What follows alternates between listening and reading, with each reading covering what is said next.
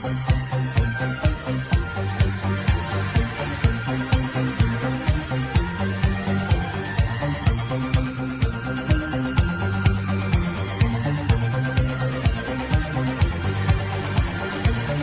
the high desert and the great American Southwest, I bid you all good evening, good morning, good afternoon, wherever you may be in God's universe and all his time zones. And that would be all of the world. We cover every single bit of it. This is Midnight in the Desert. Good evening, everybody. The rules for our program are ever so easy and short. No bad language. And only one call per show. The usual thank you list includes Telos, Joe Talbot, Keith Rowland, my webmaster, Heather Wade, my producer, Stream Guys, LV.net, Sales, of course, Pete Eberhard, I should say, and TuneIn Radio, which carries us to the masses. All right, a couple of items right off the bat. Hundreds of government employees. I guess you heard about this whole thing with Ashley Madison, right? These are people, life is short, have an affair, that kind of business. Well, apparently they got hacked. And apparently they got threatened, take your site down, we don't like it, or we'll release the hack. They didn't take down the site. The hack got released, and now we find that a lot of the names on it, according to the AP, are assistant district U.S. attorneys, an information technology administrator in the executive office of the president, a division chief, an investigator, and a trial attorney in the Justice Department, as well as a government hacker at the Homeland Security Department. Good heavens to Betsy. A lot of scrambling going on out there. President Jimmy Carter has cancer, and now he's got brain cancer. He will be treated, but, that's getting pretty serious. The Dow fell about 358 points. This is all over China fears. A global sell-off, as it were. The U.S. stock market endured the worst, performance in 18 months on Thursday, driven lower by another slump in Chinese shares, so we'll have to see what happens there. Coming up in a moment, I know a lot of you have been awaiting this. Brendan Cook is one of the founding members and key spokespeople of the GIS. He's been on the forefront of EVP research, ghost photography, and the use of modern technological devices to capture what goes on in the spirit world for nearly 20 years. He's done all this by being on a number of TV shows, documentaries, and lectures. His knowledge and, at times, skepticism, and that's a good thing to have, has been important by giving real people comfort or the advice they need to delve deeper into what's going on at their homes or businesses. Most of all, he's done this by being sought after as a guest with his radio partner, Barbara Mcbeath, for over 14 years. His perseverance to challenge what we know about the spirit world and people's mindset has him a pioneer in ghost investigating. People have changed their perception of what is real of ghosts in the GIS core beliefs. They are just people. His research with Barbara and the GIS has brought forth new concepts and ideas of what is possible, could be possible. Barbara and Brendan have been working together to bring this research to the public for 17 years. Now, Barbara Mcbeath says her roots are in Louisiana. Louisiana, isn't that how they say it? And her grandparents practiced spiritualism there before relocating to Utah with other members of her family back in the 1940s. Barbara and her grandma were very close, and her grandma shared many of her theories, beliefs, and experiences with Barbara when Barbara was growing up. Her grandma had a great influence on Barbara's outlook of life, death, and the hereafter. She taught Barbara never to fear what you don't understand, but to try and find answers. And Barbara lives that, I might add. And that all of us are stronger than anything we face when dealing with the unknown. Having ghostly activity in the house was a natural occurrence while growing up, and Barbara believed that everybody's house had activity just like hers. Barbara has independently researched and studied the spirit and ghost phenomena for over 50 years now. She has conducted lectures and presentations, conducted ghost tours at locations where the ghost phenomena has been experienced by many different people over many, many years. She has also been co-spokesperson on behalf of the Ghost Investigators Society, a USU documentary on television and radio. She is leery of anybody who claims to be a so-called expert in any aspect of the subject of ghosts and haunting. She believes that there are simply too many unknowns about it for anyone to claim such a title. She believes that a ghost is the essence of a conscious soul of a person who has lived on Earth. That's a good definition. A ghost had a physical body, but the consciousness continues after death. She believes that whatever kind of personality we have while we're physically alive continues and is retained after physical death. Good to hear.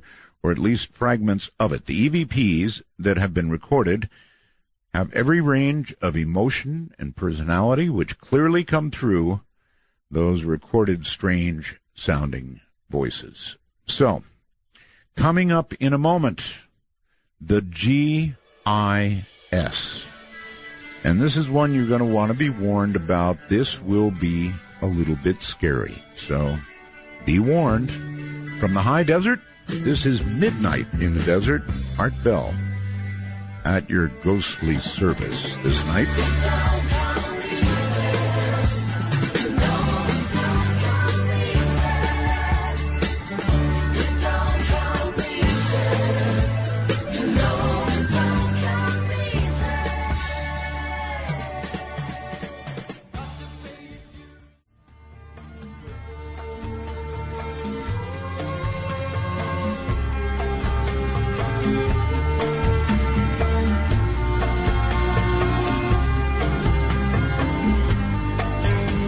Strikes 12, and Midnight in the Desert is pounding package your way on the Dark Matter Digital Network. To call the show, please direct your finger digits to dial 1-952-225-5278. That's 1-952. Call ART. Hold your calls for a bit, everybody, of course. Oh, there is one other thing I wanted to mention.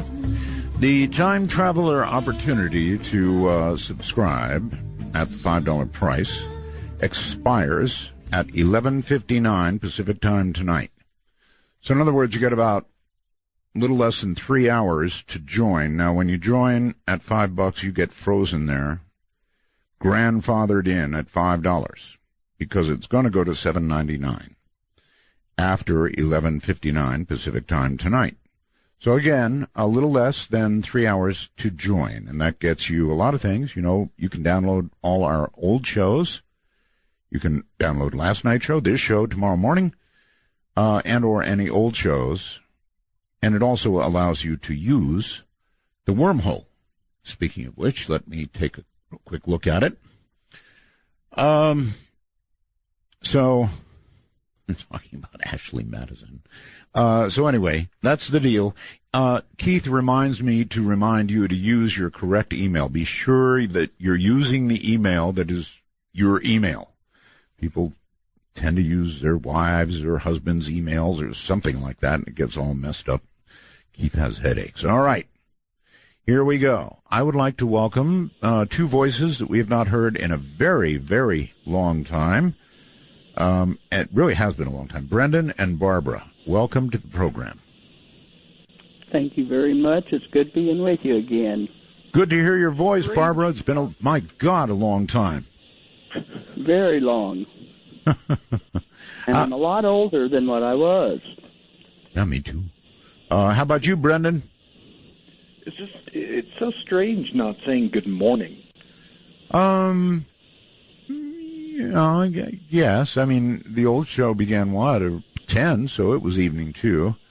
Give us your weight. I try and say good morning, afternoon, evening to everybody because we actually cover the entire world now. Right. Pretty awesome. So what you two do is to various locations, all kinds of locations, when you have time, and you record. Let's see if I can remember this correctly. Originally, you used to record the two of you with tape decks and microphones and all that, and then if I recall correctly, you switched at some point to digital. Is that right, Brendan? That is correct. Nothing special is done. We should tell you the GIS. There's a lot of new listeners. I mean, it's been years. So the GIS is an organization of how many now? It's still the same 5. 5. So the original 5 that in 1998 when we started. All right. Same There's people. Barry, Jenny, Roger, Brendan, and myself. Okay. Brendan, stay good and close to the phone for me, because you guys are on extensions. That changes things a little bit. It always did when I talked to you. It's always been the same. All these years, but not one thing has Barbara changed. Before. Yeah. Yeah, and I still don't have a cell phone. Really? Really? You may be the only person I know without one. Are you like... I don't want one. You're holding out? No, I don't want one. You don't want one? Barbara will just use smoke signals at some point. Uh-huh. I just won't use them. All right. So anyway, the point is that GIS is a non-profit. That's a very important point for people to know. It's non-profit. You're not trying to make money from this. You're not writing books. You record the voices of those who have, is it fair to say, passed away, right? Yes. Okay. And Barb, you really do feel these are people who were once in physical bodies. These are not demons or anything like that. No, demons are a whole different ball game. Mm-hmm. And one, I take it, you care not to play. No, why invite that kind of thing into your life? Mm-hmm. But ghosts are experienced by many people, sometimes over hundreds of years, and so and they're very subtle. In fact, a lot of their activity, you've got to watch for it. It can be missed. What, in your view, or would you even like to take a guess, either one of you, causes what was a human being, instead of going on to wherever it is we're supposed to go, to become a ghost? I think there's several different aspects. I think regret and remorse and guilt can cause somebody to stay. Boy, that includes a lot of people, if not most. Yes, it does. Yeah. And it's surprising how many places have haunting activity. You know, when I read your bio, it said that you grew up in a house with ghosts, and so you kind of assumed that everybody did. Yes. Still true? But I think a lot of the activity in my house was caused by my grandma doing seances. She invited things in. Oh, see, I never heard that. I never heard about seances. This is a first tonight. She practiced spiritualism. Well, I did read that, but I don't think I said seances. That's something else altogether. My goodness. So virtually anything could have walked through that door. Oh yes, if you invite it in and you're done with your playing around, it doesn't necessarily leave, and it's a different type of entity. Great, perfect. All right.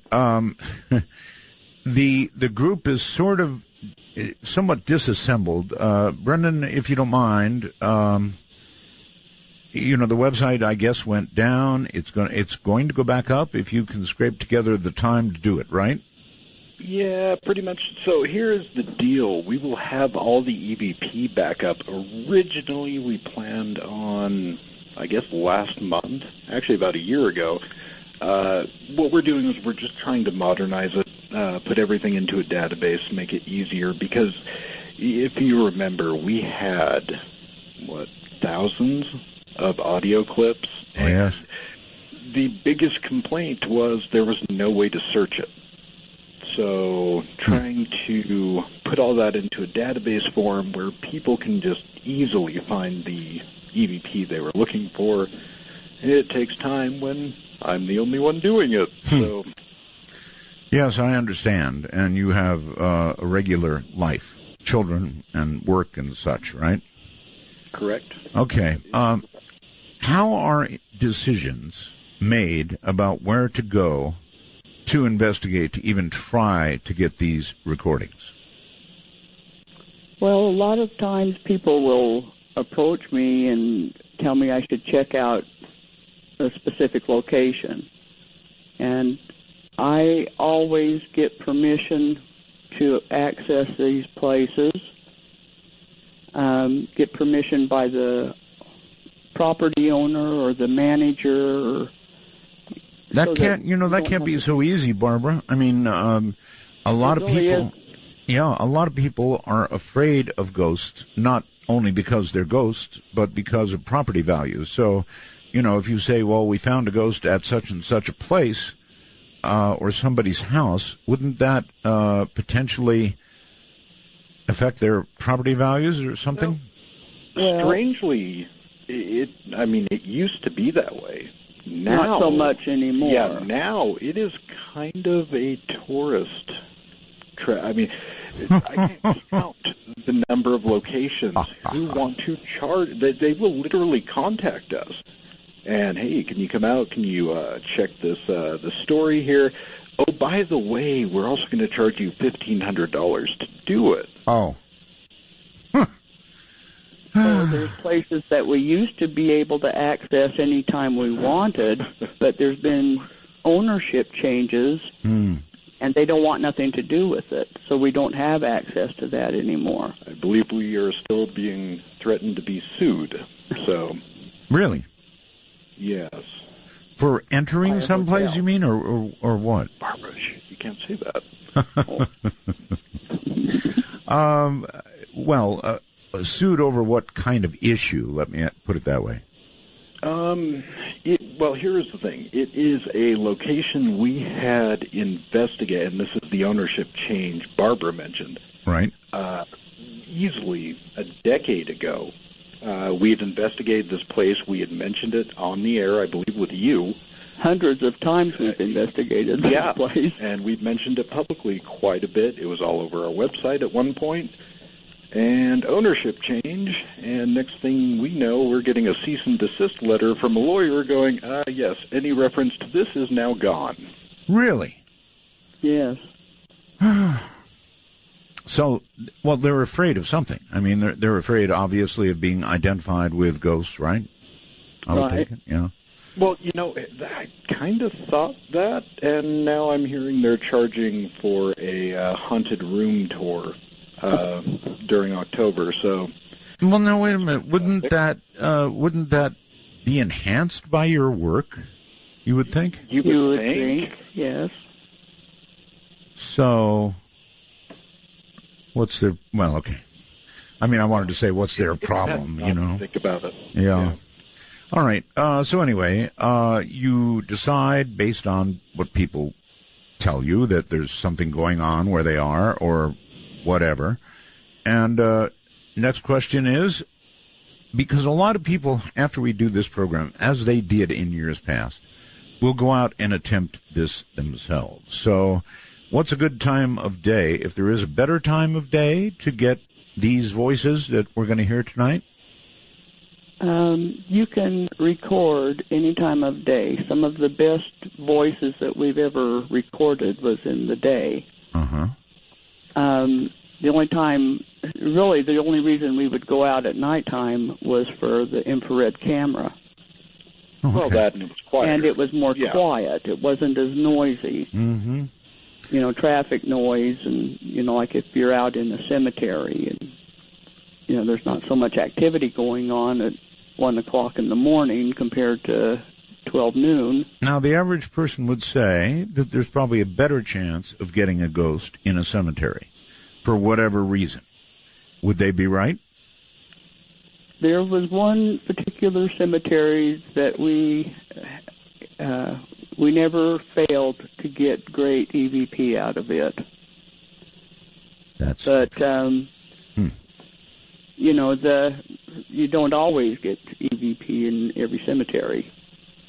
And really, I mean, to go to your question there, you know, why would you get anything in a cemetery? And as Barbara mentioned before, why do ghosts stay? Why do people stay? Well, a lot of it's emotion. And what place has more emotion than a cemetery?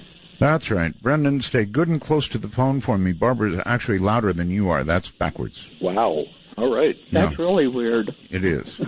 All right, that's better, whatever you're doing now. So one cemetery has a lot, but other cemeteries not so much so, huh? All right. And I don't know what the reason is. I can speculate, but I don't know why. Okay. All right, this is a big one. Are there evil ghosts? And I bet I'm going to get two different answers. More than likely, knowing Brendan. What? No. Come on. So, okay, Barbara, are there evil ghosts? I would say if there's an evil ghost, it was an evil person when it was alive. Most ghosts and ghost activity, it's very rare for you to come upon a evil ghost. I have never. Well, I'm going to say that I bet it's getting less and less rare because there's plenty of evil people around. There's an awful lot of wicked people around. Wow. Point, exactly. So I didn't mean to push you into a point of view, but Brendan, I think you think there are evil ones, right? Well, I do. You know, I mean, last time I checked, Jeffrey Dahmer existed, and he was pretty wicked. I'm not saying he's a ghost, but how many other Jeffrey Dahmers are there? So, hopefully none. Well, no, you're right about that. But there's plenty of not so nice people. This is not to say they're demonic or, you know, I guess otherworldly is correct, but you know, they're not this fallen angel kind of thing. They're just plenty of wicked people. All right. If somebody at home, it's all in your perception, though. Well, I guess. But when they say things like "drag me to hell," you know, I mean, wait, did we ever get hard that to take that? No, that was the name of some stupid movie.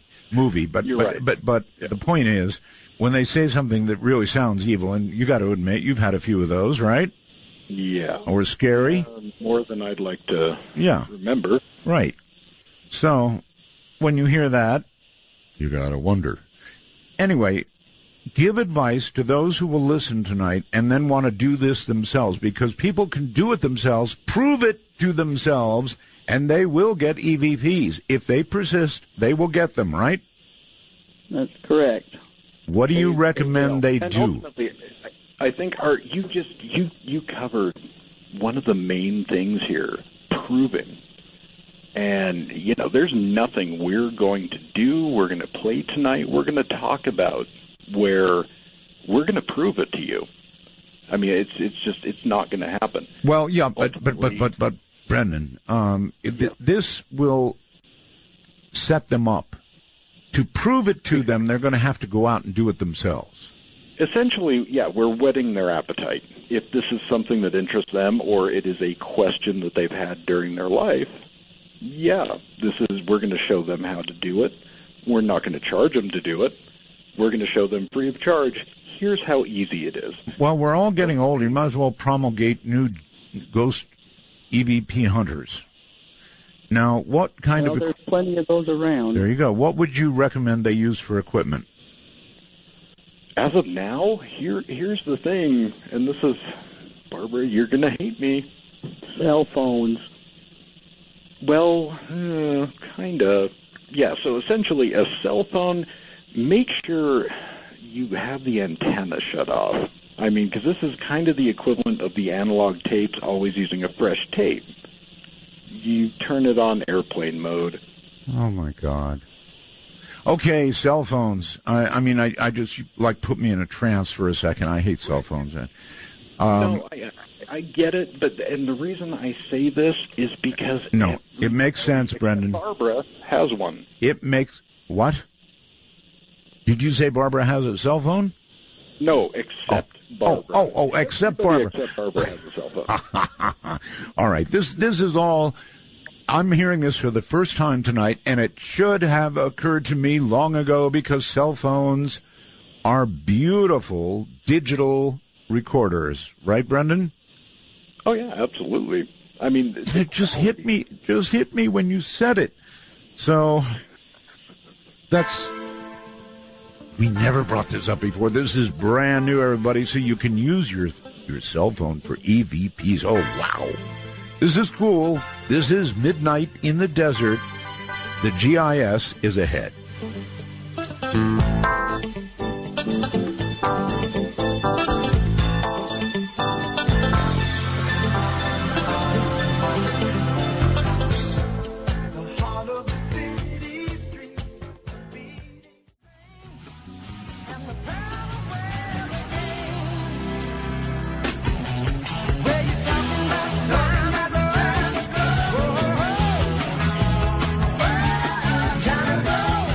Midnight sweeps across America. You've found an oasis for the mind. To call Midnight in the Desert, please dial 1-952-CALL ART. That's 1-952-225-5278. The GIS is here, and it has been years.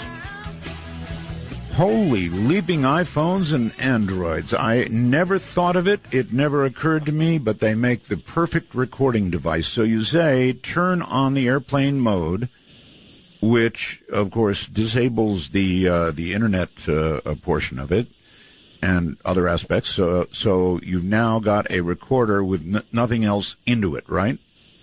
That is correct. And, I mean, once you disable that antenna, you should have no contamination. Get close to that phone now, Brendan. Wi-Fi, all that. Thank you. So... no contamination of well, if you start a brand new file, if you start a brand new recording, you're not going to have contamination, right? Yeah, but you could still make the argument about the antenna being turned on, so cell bleed through, which I have yet to hear, but it's theoretically possible. So it's essentially when we used to use the analog tapes, always using a brand new tape. Got it. So, have you had people working with cell phones on this? Yes, including me. Including you? Yeah, which we've got some audio tracks that we didn't include tonight. Maybe on the next one we will include. But quality-wise, obviously they are great, and they are different. They're different. In what way? Well, I used it in conjunction with somebody had wanted me to test out all these different ghost apps that you see for Android, iOS, things like that. And, you know, for the most part, those are all gimmicks. They're all junk. But there are a few that make sense. I mean, scientifically, if you look at them, break them down, they actually make a little bit of sense. And... I hate to say worked. All right, so this gives people a new tool, and just about everybody carries around a cell phone. But again, turn it on to airplane mode, so you're not getting contamination, right? Correct. Okay. Yep. Okay. And basically, anything that records, you can use. Can I get you two to switch phones? Barbara, you're doing so well. You're loud. Whereas Brendan is not, and that's so not normal. Not normal. All right. Hearing little strange noises. I have no idea what that could be an EVP in that. I think that was a fly. I don't know. Seriously? That was a fly? I would be shocked. I didn't. All right. Let's get down to it. And if we can, I would like to do the ones that you send by email first. Would that be all right? Sure, absolutely. That way I can get them out. I'll give you the name of them, okay? Okay. This is Talk to the Dead, I think. Is that right? Yes. Can you tell us where this was done? This was done in a private residence. All right. Well, don't name it. Don't name it. Again, folks, this is not a profit-making organization. These people do it as a hobby. A hobby, if you will. Think of that. A hobby. Let me see if I can play this. There's no body down there. Okay. Did I get that? Did I really get that? Did I hear that? You did. So here, if we set up context yes. for that, and you get a lot of these that we're going to play tonight, I think we're calling this From the Vault because it's stuff that has been recorded over nearly 20 years. A lot of it we've never played or maybe played once. We may have never even put it on the website. Okay. All right. I'm going to play this one again. Set it up for me first. Okay, so basically on this one, you're going to hear Barry, which is one of the GIS members, say, "I hope there's no bodies down there," which Barbara tried to get away from it, saying it was a private residence. It was actually a funeral home, which is about as close as we can get to saying the name. Okay, that's fine. Don't say the name, yeah. Yeah, so it was a funeral home. We were about ready to walk in. Barry says, "I hope there's no bodies down there." And this EVP right after him says, "Talk to the dead." All right, everybody listen very closely for this and what he just said. Here we go. Hope there's no body down there. Oh, man, I heard it that time. All right, I'm going to attempt to give it to you one more time here. Here we go. Listen very carefully. Hope there's no body down there. Oh, I don't like that one already. And this is, here's the thing. This is so old. If you remember, when we do these tracks now and for at least 10 years, we loop these. So we will play them in context with, the investigator speaking, the EVP, and then we'll cut the EVP out and play that twice by itself just for clarity. Yeah, and I'm going to do it one more time, too. And again, the ghost voice says, "Talk to the dead." Listen very carefully, folks. Hope there's no body down there. Oh, my God. That's awful. I mean, it's great. Don't get me wrong. It's great. It's a great EVP, but it's an awful EVP at the same time. It's kind of like, okay, talk to the dead. And the tone behind it is just, short of what it says, which is creepy enough, the tone is not okay.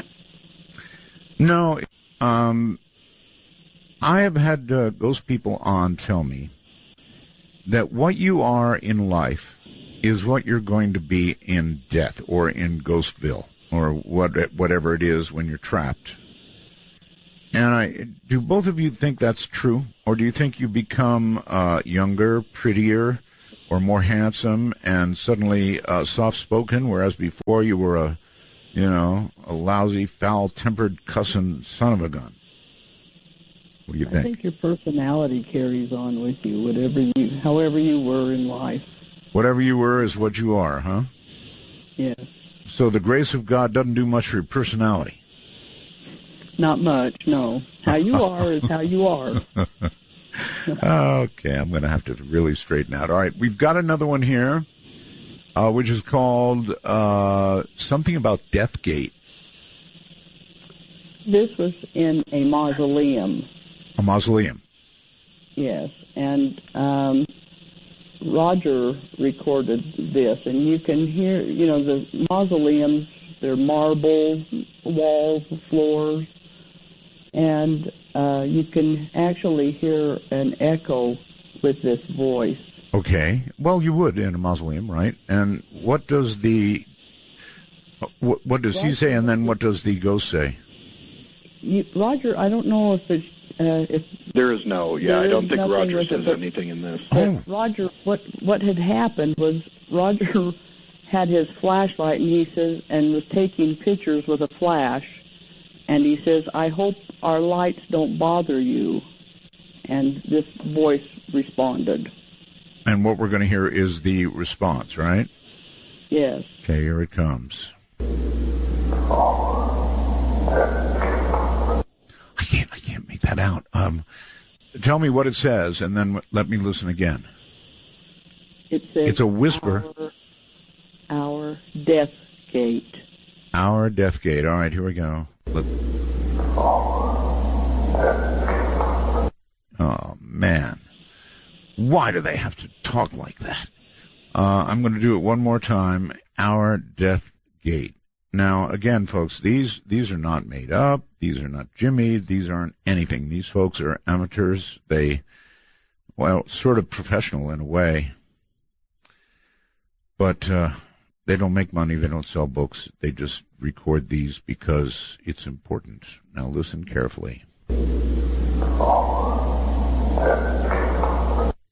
There are going to be some of you out there who probably should be tuning this out. This scares the hell out of people. Honestly, it does. It even scares me. It always has. There's something about doing this program that just really creeps me out. There's no question about it. Our death gate. Great. Barbara, again, I don't mean to come down on your case because you're such a sweetheart, and I know you think that they're mostly okay, but these things sound terrible. They're scary to you? Yes, they are. I've got to be honest, Barbara. What I've heard so far, our death gate. Yeah, that does it for me. You bet. He even had kind of a... When you listen to that with headphones on, you could tell kind of a... almost like a British accent. I mean, All right, I'm going to listen again. Here we go.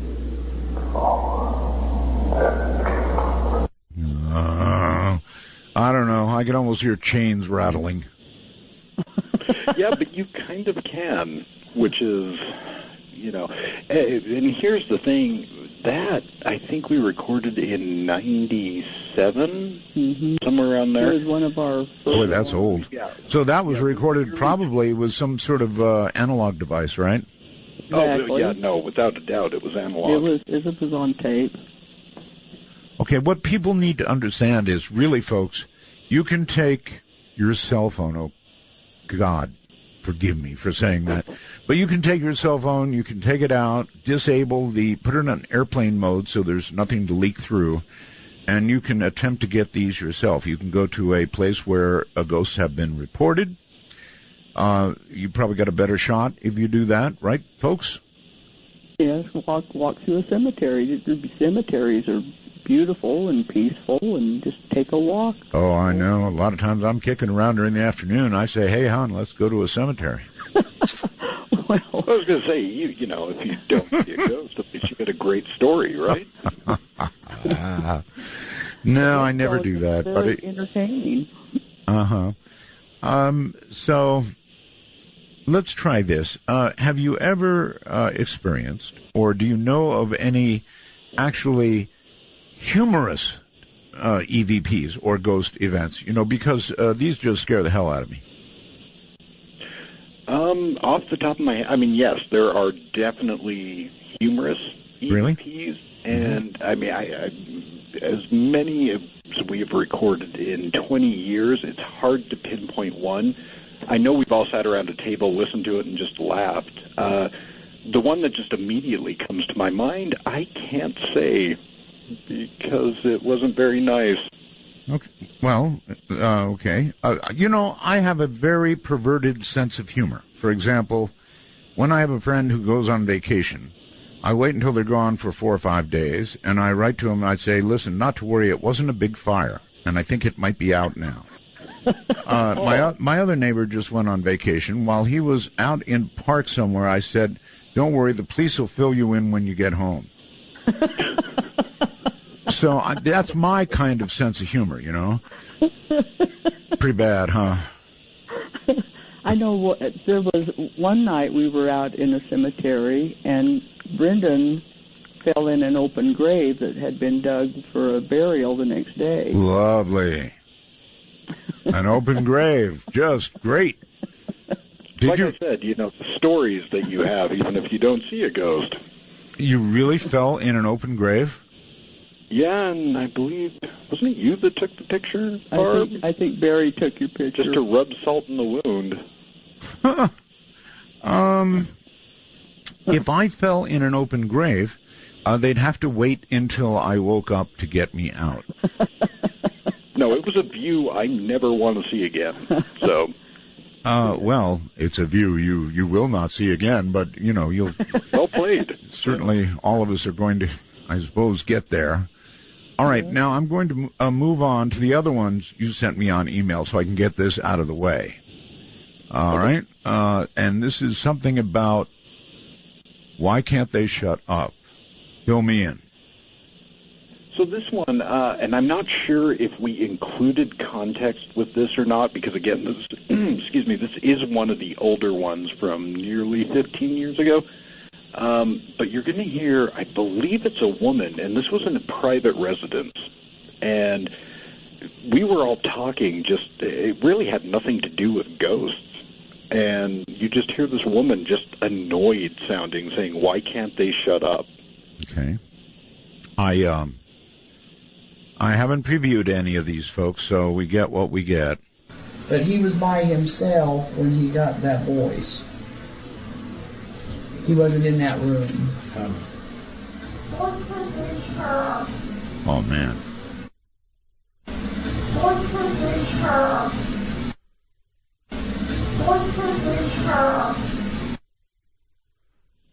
Okay, so that one, on all kinds of levels. Yeah, but so here's a spin on that voice. You hear Barbara talking about one of the investigators who was alone when he got that voice. Yes. It had nothing to do with the voice we just recorded. It was a previous voice. And it almost makes you wonder if this spirit is speaking back to Barbara, saying, "Well, why do they keep talking?" And not us, but the spirits that we're recording. Really? I didn't like it one bit. It sounded like a young person to me. Yes? A little bit. A little bit? Let's listen. But he was by himself when he got Barbara. that voice. He wasn't in that room.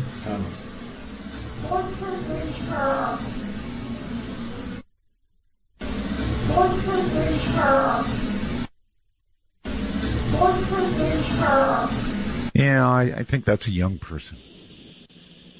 It could be. So, it's hard to tell.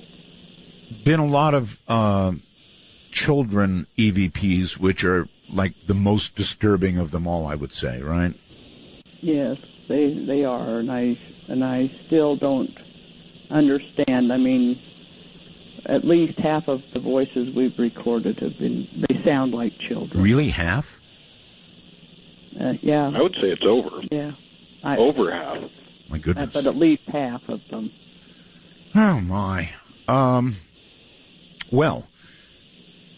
Aren't there times when I know that you two are hardened to this because you've been doing it for years, and people need to understand that you come home, you do a recording session for hours and hours and hours, then you come home and you review hours and hours and hours of tape, and maybe if you're lucky, you get one EVP. So the people in the audience need to understand what they're hearing is the culmination of a very, very great deal of work. Is that fair?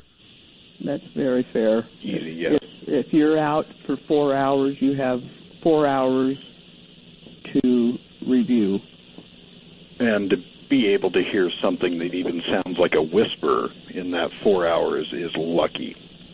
All right. We're going to take a brief break, so you two hold it right where you are. Well, no, we've got time to just do this one more time. But he was by himself when he got that voice. He wasn't in that room.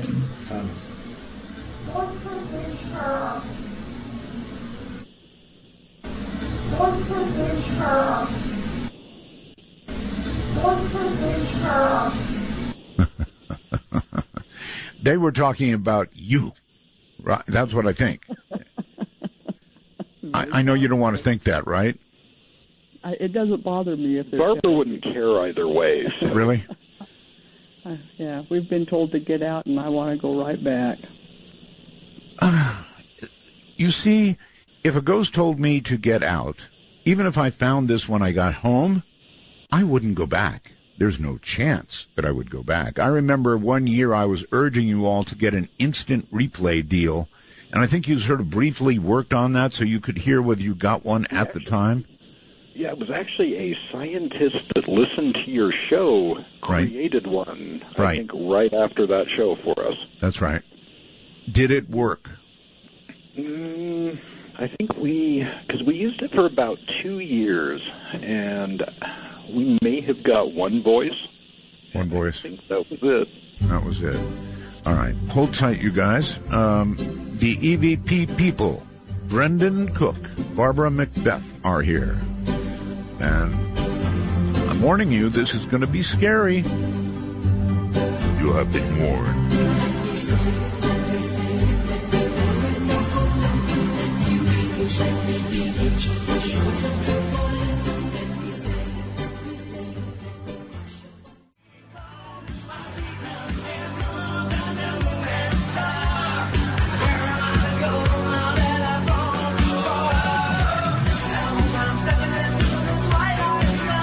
Take a ride? Your conductor, Art Bell, will punch your ticket when you call 1-952-CALL-ART. That's 1-952-225-5278. You are in the company of the GIS, which officially stands for, Brendan? Ghost Investigator Society. All right. Brendan Cook, Barbara Mcbeath. I'm Art Bell. This is Scary Stuff. So you take your chances when you tune in. All right, so what I've got left on my left computer, I've got things all over the place, would be something about drowning. Who wants to set that up? Yeah, so this one, we played this before. Right. Here's the thing. Since the site is down, this was easily the most listened to EVP we have ever recorded. Ever recorded. Yeah, and simply because, it's so long, and, it's called Drowning just because, there's no other way to say it. It sounds like a child being drowned. God. All right. It sounds like a child being drowned. So, any other providence you can give us on it? So the context of this was in a old mental asylum in Ogden, Utah, and the building was abandoned, had been abandoned for years. Mm-hmm. The owner of the building was renovating it. She had called us in to, investigate these things that were happening while they were doing the renovations. Something apparently was upset. We had set up our equipment. We had gone through, done a regular investigation, and I decided I was going to leave my mic, and because I had this big condenser mic in this room, kind of in the back of the building, and I was just going to leave it there, and then we were all going to go. I don't even know where we went. We went outside, So we were out for a while. There was nobody in this building. There should have been really no sound other than maybe cars driving by. And about 10 minutes in, this picked up. And, I remember hearing this and just, I didn't even want to show you, Barb. Yeah. He didn't tell us about it for a day or two after he heard it, because it was recording into his computer from the condensed mic. All right, so I'm not going to hear any of your voices at all. Everything I hear should not be there. Should not be there. The water sound. This building had no running water. No plumbing. Had no plumbing on, no water on for years. All right. With that as a setup, here it comes. Listen closely at your own peril.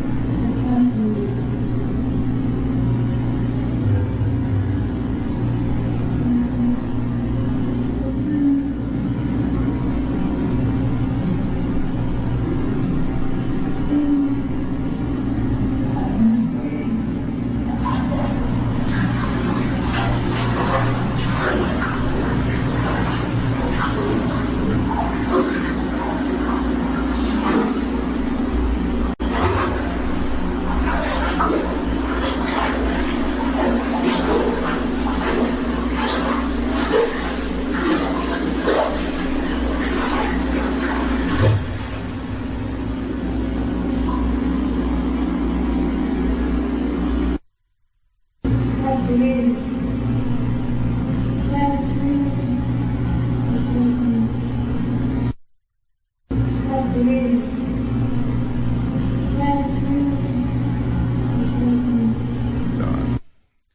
yeah.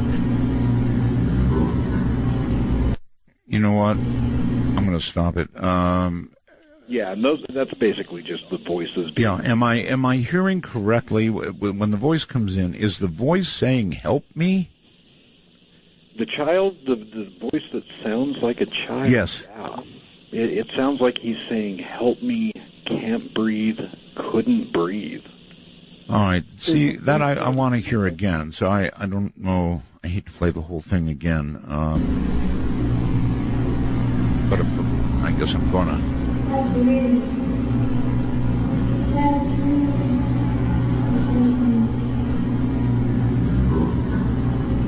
And then another voice. Am I right? I need to hear that again. I'm sorry. This is so freaky. Listen it here.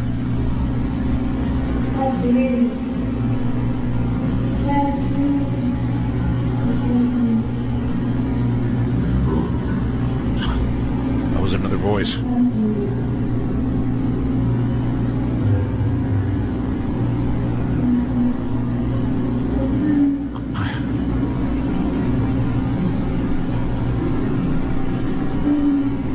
Please, I heard that.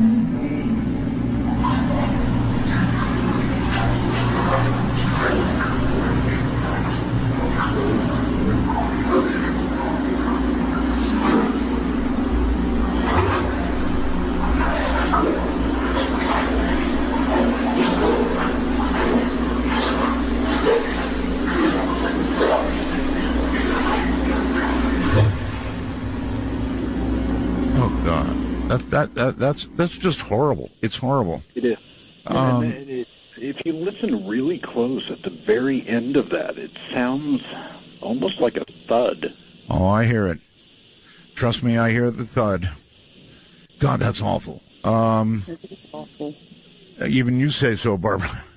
Yeah, that's horrible. And when Brendan came across it, he was just expecting to see a straight line on the cool edit, on the waveform. Yes. On the wave. Right. And then when he saw this stuff start, the noise graph start. Well, originally, like I said, I thought it was a car driving by, maybe a diesel. Yeah, and again, there's no water in this building at all, right? And hadn't been for... There wasn't a tub. Yeah. I don't get it. I almost don't want to get it. Boy, I hear you. That's horrible. I don't know what else to say. It sounds exactly like what you said. And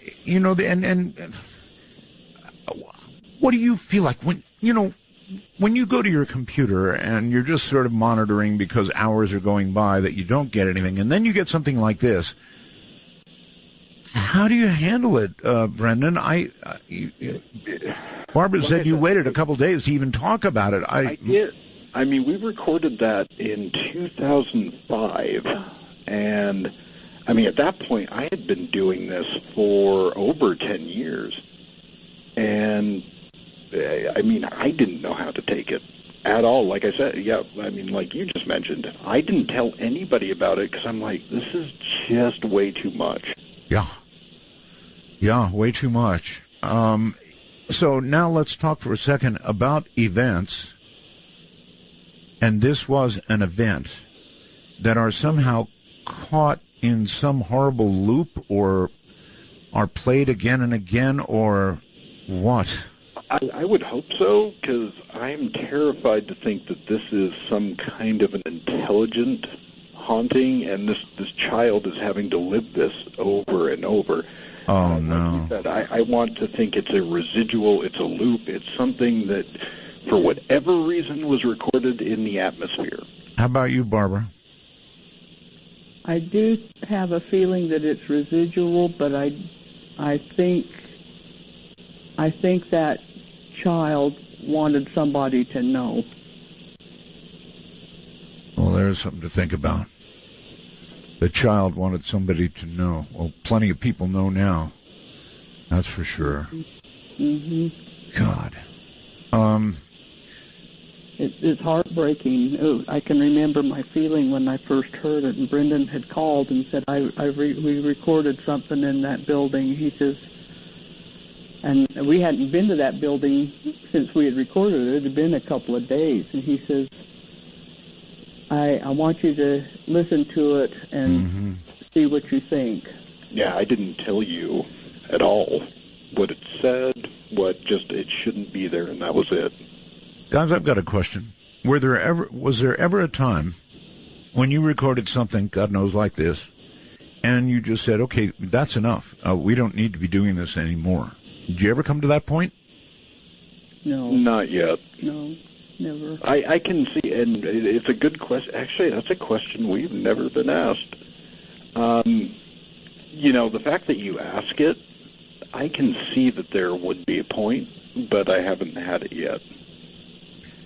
Have you ever had, everybody always asks this, I'll try and get it out of the way right now. Have you ever had an entity follow you home? Yeah, I think all of us have. Yeah. There was, in fact, one night, Barry we'd come home from an investigation. Barry went home. Can't remember where we were on this particular night, but when he woke up, he had like 4 or 5 lights in his bedroom. He had gone to sleep, and when he woke up, every light in his bedroom was on, like 4 or 5 lights. And he rarely, he'll have one light on, but not all of the lights that are in his bedroom on. Yeah. And he thought maybe his son had come in and played a joke on him while he was sleeping. And so when he got up, he went and asked to go ask his son about turning on all the lights in his bedroom, and the son hadn't come home that night. So, once something follows you home or attaches to you, can you get rid of it easily or not so easily? Well, me and Roger have had a couple of events where we know that they've followed us home. And the one event really made me mad because it kicked my dog down the stairs. Oh. And he was an older dog, and he just went flying sideways down the stairs. And that was when it dawned on me, something's come home with us. And I said, get out of this house. You weren't invited to be here. Get out and go back where you came from. And that was the only event that's happened in this house that we're living in now. Okay. All right, so we've got EVPs. Let's do it. Let me see if I can do it properly. I've got them scattered all over any number of computers here. This first one, I guess, has a title of Let Me Go, if that helps you understand. Who wants to set it up? Barb, I guess? Well, Barb's pointing at me, so apparently that's me. Okay. Yeah, so this one, you're actually just going to hear Barbara say, and again, this is a private residence. Okay. You're just going to hear Barbara say, boy, we were out there for a long time. And she's actually listening to her recorder. I'm the one that I think recorded this. Right after that, you hear Barbara kind of exclaim, well, we're still out there. And then this creepy kind of disembodied, and I hate to say it that way, but that's really what it sounds like. This voice says, let me go. Well, it is disembodied for sure, right? I know. I was just hoping I could come up with some other term way to say that. So the let me go part is going to be the disembodied one. Correct. Here it comes. Oh, we were out for a long time. We're still out. On that fish dog. On that fish dog. On that fish dog. Well, that's awfully clear, isn't it? Yeah. And it has that quality of, I don't even know how you would describe it other than what I just said, otherworldly. Yes. On average, how many hours of blank stuff do you have to listen to before you get to something where your eyes pop open? Well, it depends on where we go. I mean, there's some locations we can. I've gotten 10 to 15 EVPs in the location. Oh my! On average, I would say between the five of us, yes, we probably would go through over 20 hours to get one voice that might sound like that. Well, there you have it, and here you have it one more time. Oh, we were out for a long time. We were still out. I'm that fish dog. I'm that fish dog. I'm that fish dog. I don't suppose you want to speculate on what "let me go" means? Ideally, I wouldn't, because I have no idea. The only thing I can come up with is just not pleasant. So us being there, I think, was keeping this thing around. Meaning your presence. That we can't hear them at the time it's recorded. It really is a shame, I guess. I mean, on the one hand, it would be so freaky that I don't know how I'd handle it. Hearing it later is at least detached in some way. We'll be right back. We've got a break here. So I want everybody to hold tight. There is a theme you should recognize. Don't forget, time travelers, you've got about an hour and 3/4, not quite an hour and 3/4, to join us. This is Midnight in the Desert. That is to say, join us at the $5 rate. Then it goes up. I'm Art Bell.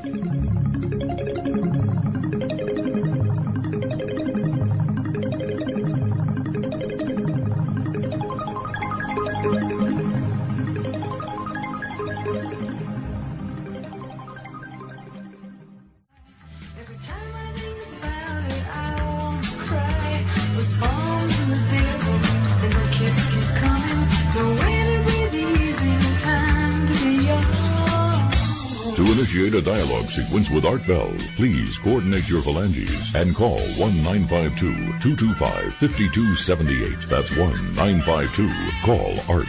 If you are just tuning in, warning, this is really, truly scary stuff. What you're hearing are EVPs. These are the voices of the dead. They are recorded, in this case, by the GIS. Represented tonight by Brendan Cook and Barbara Mcbeath. And this has been over many, many, many, many years that they've been doing this. They do it as, I guess a hobby is the right word. Is it, you two? Is that the right word for what you do? Well, for the most part, consider it a hobby. I don't. Well, we've spent how much money doing it, so yeah. It's a very expensive hobby. How's that? Accurate. I love the idea of cell phones, though. I'm going to try it myself. Trust me. Really? I'm absolutely going to try it. Yes. I have an iPhone 6. I'm ready. I'm proud of you. You are. So that means you're going to get an iPhone soon, Barbara. No. No. Sorry, just had to mess with you. I have a hard time with a digital recorder, Art. Right, I've got you. She's not even joking. She has a reel-to-reel. You still have a reel-to-reel? Really? Yeah. Okay. All righty. 2 questions from the Internet, if we could, please. I get these, and they're pretty good ones. This one comes, I guess, relayed from Twitter from Darren. Do EVPs ever contain useful information? I don't know what they mean by useful, but, Contemporary? Yeah. Yeah, well, no, not contemporary. Useful information, like your chair is weak and will break soon. I just made that up. I mean, something... I'm sure there are cases where they have. I mean, we haven't. The only useful information we got was the plastic eyes. We played that on your show. Oh, right. Oh, God, I remember that one. In the mausoleum, and Jenny had recorded that. And And I called the funeral director the next day to find out if plastic eyes had anything to do with their business. Right. And we found out that they did. Yes, they do use plastic eyes on bodies. And the ghost voice said what exactly? It just said plastic eyes. That's awful. All right. Another question from the internet. What's with all the EVPs always being in English? They're not. We only play English ones because, here's the thing. EVPs are so hard to understand anyway. True. And we're pretty much an English-speaking country, so we do have plenty of EVPs that speak German, French, Native American, Gaelic, even. All right, here's a very important question. Do you record using 2 or more simultaneous microphones, and if so, have you attempted to triangulate any audio source? Now, this is really an important question. If I break it down a little further, you do use microphones, I think, right? Yes. Yes, correct.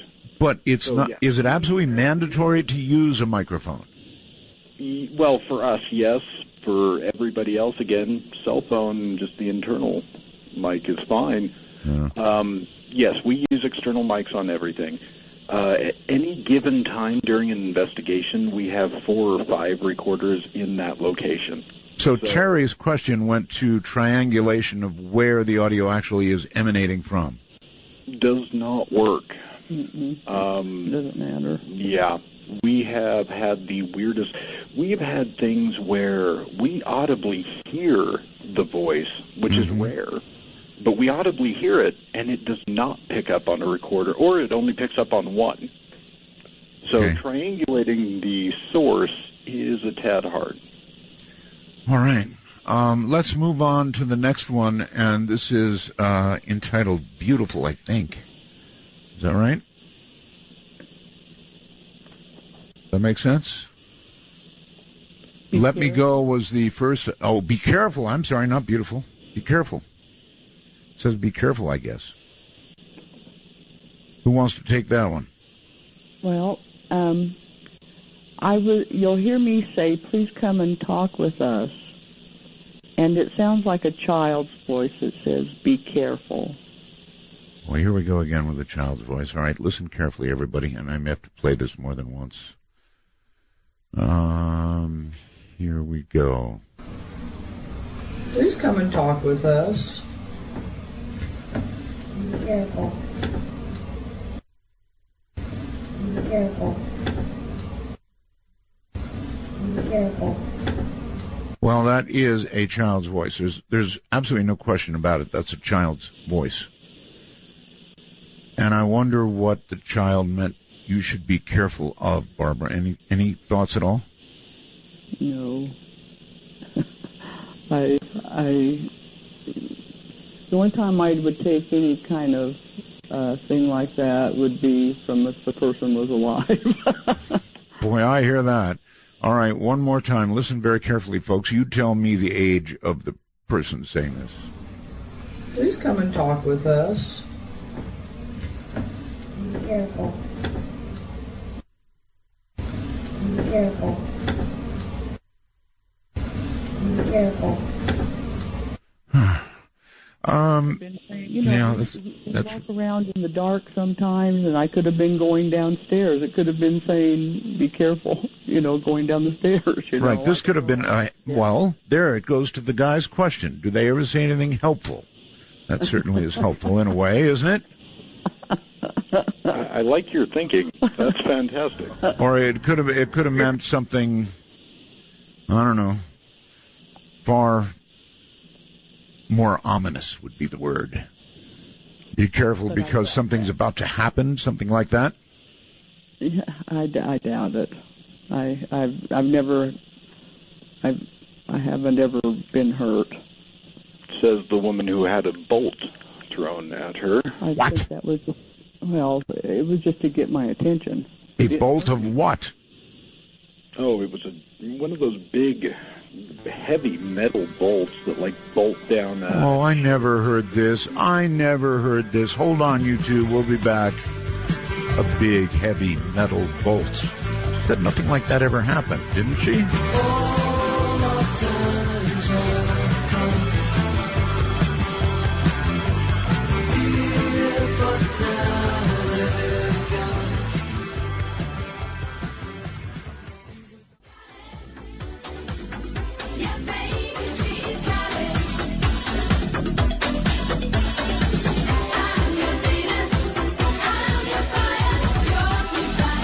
No call screening, no waiting on hold, no requirement to kiss Art's ring, just good talk. Join Art by calling 1-952-225-5278. That's 1-952. Call-ART. Hello, everybody. This is EVP time. The GIS, Ghost Investigators Society, or did I get that wrong? I think that's right. Ghost Investigators Society, right? Right. Okay. Barbara Mcbeath. Time you've said it, but I'm sorry? No, it was a joke. Sorry. Okay. And Brendan Cook, Barbara Mcbeath, Brendan Cook, the ones who get these things. And I'm hoping that I can talk you guys into, well, I don't know, a big show somewhere near Halloween. Can that be done? Easy. Easy. Can do that. Easy peasy, huh? All right. Well, again, doing it as long as we've done. If we weren't so busy, we'd have had quite a bit more, I think, here. Mm-hmm. Well, you know, my new show hasn't been on the air that long, and I just really appreciate you folks. All right, there's something coming up about we want to go to. What does that mean, Barb? What am I about to hear? Well, on this, anytime we are leaving an investigation, once we get into the car, I always say, if anyone's in the car, please get out. Smart. Most of the time they will. Oh, I see. So this is the ghost saying we want to go to after. So you actually said that. Are we going to hear you say that in this? You're going to hear me say, if anyone's in the car, please get out. Right. And you'll hear this. It sounds like a child. We're leaving a cemetery. Okie dokie. Here we go. Brace yourselves, folks. Anything else, Barb? No. No. Okay, here it comes. If anyone's in the car, please get out.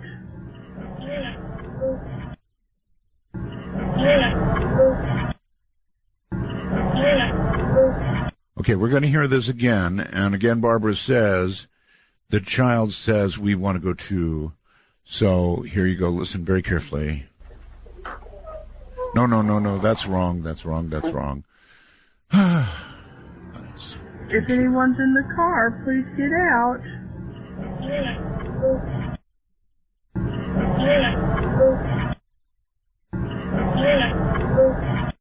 Wait, I don't get that out of it. It's almost sounds like we can't or something.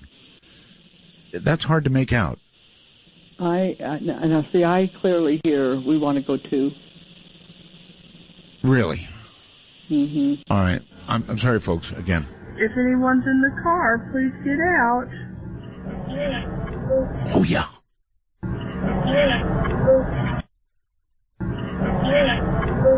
Okay, got it that time. Thank you.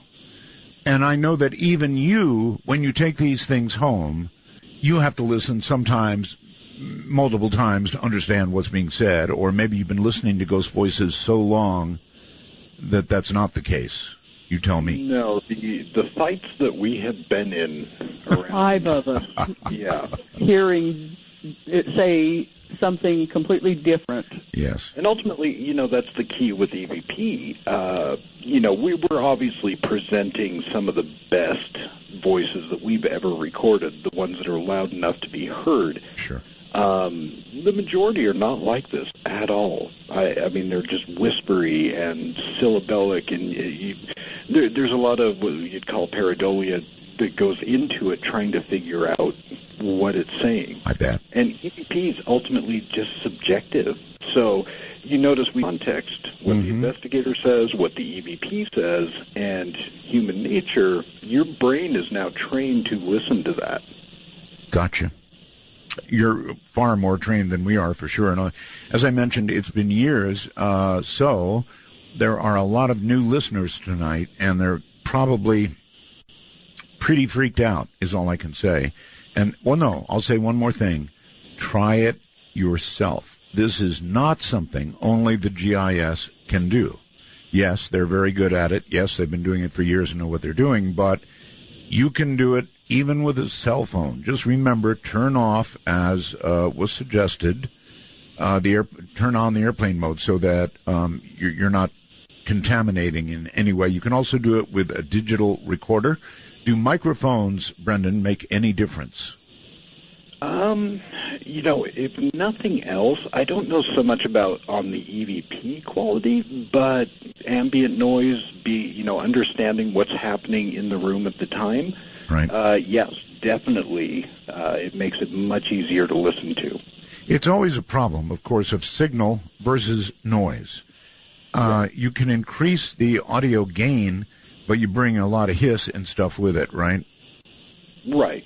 And, to kind of go to that, some of the voices we played from the mausoleum, I mean, you can hear that echoey kind of, and it's very hard to make out things that are being said. Getting a mic, being able to kind of filter some of that stuff out, in real time, it helps a ton. Okay, let's go to one, I guess with Barry, something about wake up. Is that right? Okay. So this is a little bit different. This was from the prison in Rawlins, Wyoming. And you hear Barry, he's actually shutting a cell door, and it almost makes a cliched horror movie sound effect. So you hear the cell door just shutting and slamming. Then you hear Barry go, creepy. That's creepy. And this woman almost like she's yelling / whispering at him, saying, wake up. Again, this is in a prison? Yeah. Well, you guys just really go to some of the best vacation spots anybody goes to. Prison. All right, let's listen to this, see what we get out of it. You ready? Creepy. Creepy.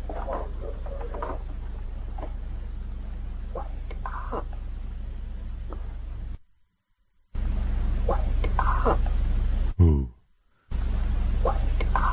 Oh, yes. Oh, creepy, indeed. All of her energy. I mean, it's like she's using every bit of energy she has to get this out. Yeah, I've never heard any of these. These are all new ones, huh?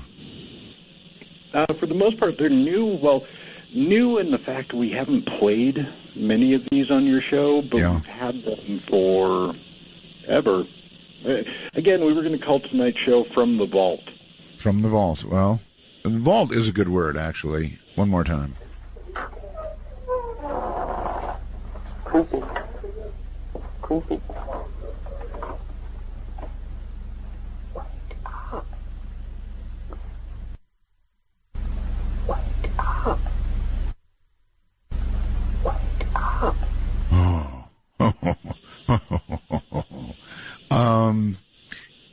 Let everybody know what you do at the end of these particular ones. You repeat it 3 times, and you increase the volume so it's more easily heard on the radio, right? Well, and normally we don't even amplify the 2 loops at the end. Sometimes we do if it's really whispery. That was pretty whispery. Yeah, for the most part, I mean, we just like to keep it as natural as we can. So with context, the investigator speaking, the EVP coming in, and then just cutting the EVP out and playing it twice after. Right, okay. Have you ever taken a photograph of a ghost, is a question. Yes. We've taken video. You'll have to speak up good and loud. Our connection. I'm sorry. I'm sorry. That's all right. We've actually taken video of one walking into a wall. Walking into a wall? Actually, or through a wall? Yeah, well, no, just disappearing Well, into a wall. Where it was headed and disappeared at was into the wall. Okay, that sounds like walking through a wall to me. If you see it disappear into a wall, presumably it came out on the other side and you just didn't see it. But maybe not. You actually have video of that. I would dearly love to see it, and I guess your website is going to have to get back up before we see it, eh? Yes. Within the month, it will be back up, I promise. All right, and again, you have to promise this Halloween-type show. Bring out the big guns for Halloween. Will do. All right. I'm getting this promise from you on the air, so it's got to be kept. All right, we're going to move on to the next one because I do want to get calls in, and so I want to get these in. The next one is also Barry, I believe, right? Yes. And it's what called the question to mind, something about a flash? Yeah, so this one, again, is Rollins Prison. Not the same night, though. I believe this was actually like a year later. And it was in the death house of Rollins Prison. We stayed the night there, the five of us. And Barry was testing out this new camera he had that had a new flash system. And you're going to hear Barry say, well, we'll see what the flash is going to do. Mm-hmm. Yep, we'll see. And this, like, really disgruntled old man, it is kind of in the background, but it's almost like he's making fun of Barry. He's being very sarcastic, and he says, you'll see in a little bit. Really? You'll see in a little bit. All right, let's listen to that. Here we go. Wait a minute. Let me stop that and do it again from the beginning. Okay. With the one with the flashing pin, it did. And we'll see. Maybe a little bit. Maybe a little bit. Maybe a little bit. Now, these are not easy to hear, everybody. They're not easy to hear. That one's not easy to hear, particularly, is it? No, and that again, I think that was 1998. So really? There's some audio degradation. Sure. There was no carpeting or drapes or furniture. It's just a cement. It's a death house. It's the death house. There's just cement, nothing to absorb sound. Do you remember when you switched from analog to digital recording? I do. Barbara still technically I don't think has. So it would have been, the first time was 2004 where I started just doing nothing but digital. That's when we began getting slightly clearer copies. I mean, correct. The digital just doesn't have the same kind of, I mean, after all, if you have a recorder, you've got a tape running across heads, so you've got noise. That's all there is to it. All right, let's move on to the next one. This next one was at Deer Lodge Prison up in Montana. And you're going to hear this door, a cell door creaking shut. And the EVP says, help, I'm in here. It sounds like an old man. And then you'll hear Brendan say, is anybody in here? But the help, I'm in here, that's from the disembodied voice. Is that correct? Right. And I was actually, so Deer Lodge Prison, just to kind of give a little backstory, is gigantic. I mean, this place is massive. And I think it was, 2003 was when we went. We were lucky enough to just have the caretaker hand us the keys and say, yeah, we'll see you Monday. That is lucky. So, we spent Friday night until Monday morning, just the five of us in this gigantic prison. So this place where I recorded this voice, I was just there by myself. I mean, it was just me for an hour or so. Is it worth asking how you guys managed to stay in these creepy locations, and particularly by yourself? Well, it's not a scary. Yeah. It's not. I mean, most of the time you're not aware of anything going on around you. You're just in a dark location. So if you can get over atmosphere, it's not a bad deal. All right, so we're going to hear an old man and say, "Help, I'm in here." Here we go.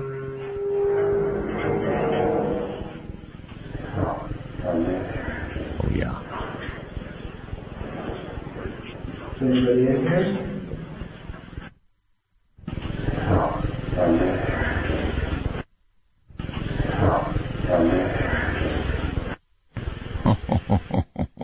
Gee. That's, I guess, what you would expect to hear from somebody in a jail, right? Yeah. Well, and he sounds like a prisoner. I mean, which is kind of weird. Like, he has just been there the entire time, and this place was shut down in 1970 something. They built a new prison and relocated the prisoners. Somehow you would think if you were a prisoner in this life that you wouldn't be stuck there in the afterlife. I mean, that's about as horrible. But again, maybe it goes to what you are here, you are there. What's the old saying? That hell is a repetition. So, I mean, I would imagine a lot of prisoners, that's all they know. A lot of them are in prison almost all their lives. Well, here's a little hell for you then. Repetition.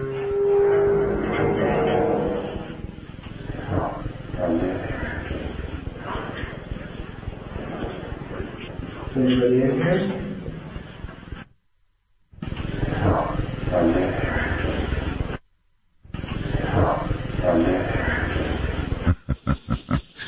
A little hellish repetition.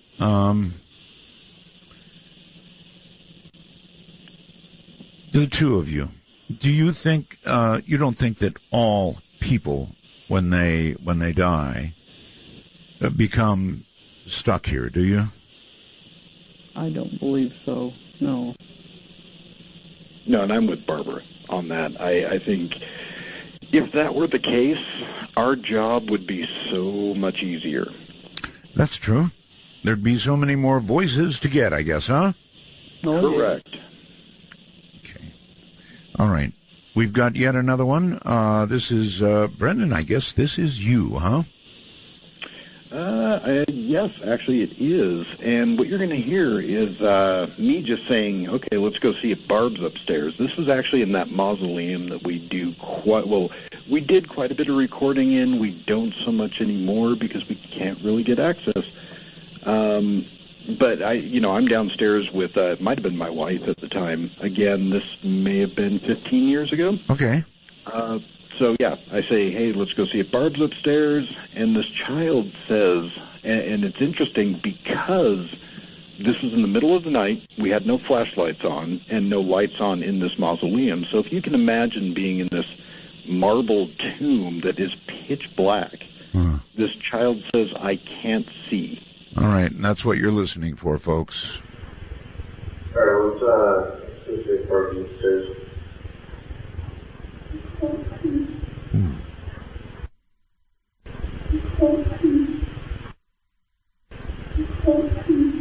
Oh my goodness, that's pretty awful, and it's pretty clear. I can't see. It's very, very clear, and that really sounds like a young child. Yeah, and the interesting thing is right where that was recorded is this stairway, which I don't know if you remember, we had a voice of me falling down those stairs and something responding to that. So that same staircase, that's where the children are entombed. Little babies. Little babies. Children. All right. One more time. Here we go. All right, let's see if Barb's upstairs.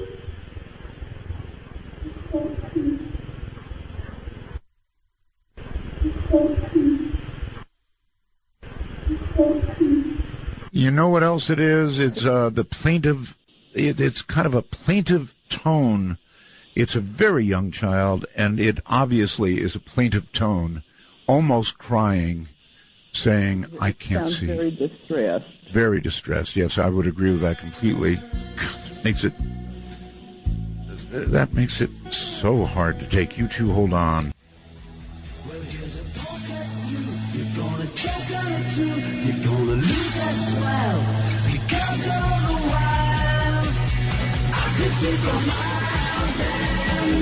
Midnight in the Desert is a wild trip across the Days Divisor. Get your ticket to ride by calling 1-952. Call ART. That's 1-952-225-5278. You know, I thought I'd lighten it up a little bit. Listen to this. A man checked into a hotel. There was a computer in his room, so he decided to send mail to his wife. He accidentally typed in the wrong email address, and without realizing it, he sent that mail to a widow who had just returned from her husband's funeral. The woman decided to check her mail, expecting condolence messages from relatives and friends. After reading the first message, she passed out, fainted. The son rushed into the room, found his mom on the floor, saw the computer screen which read, "To my loving wife, I know you're surprised to hear from me. They have computers here, and we are allowed to send mails to loved ones. I've just been checked in. How are you and the kids? The place is really nice, but I'm lonely here. I've made necessary arrangements for your arrival tomorrow. Expecting you, darling. Can't wait to see you." Oh, God. Well, I had to lighten it up somehow. My wife actually showed that to me earlier. Incredible. All right, well, back to the bad stuff, or the good stuff, depending on how you look at it.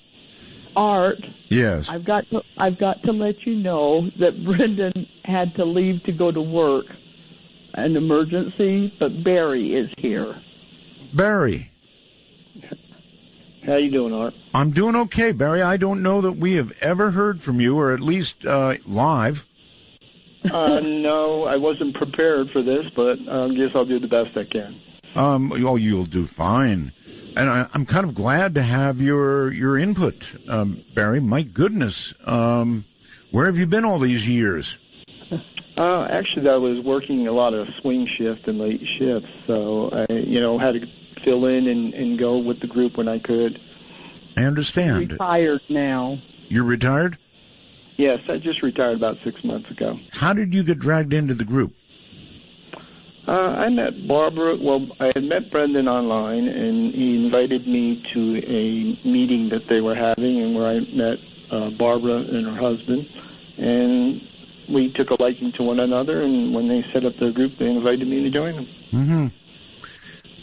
I mean, it's not the normal kind of invitation you get. We record Voices of the Dead.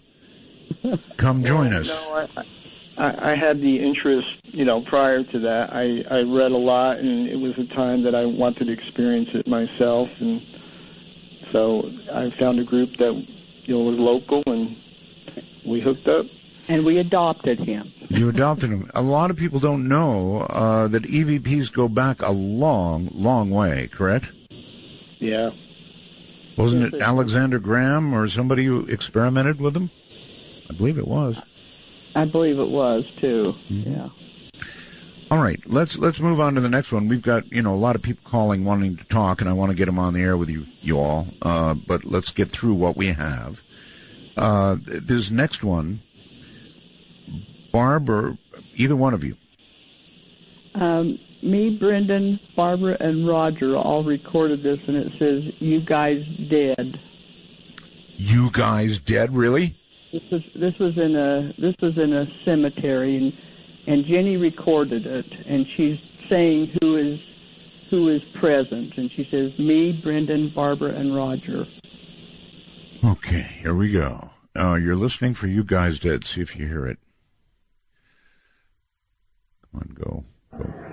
Me, Brendan, Barbara, and Roger.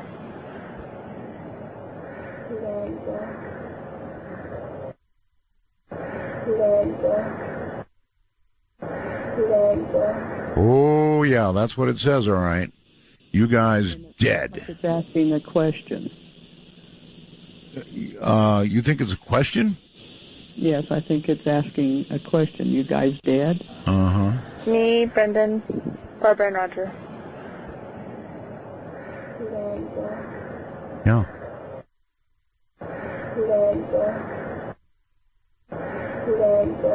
Ooh, that is so creepy. You're right.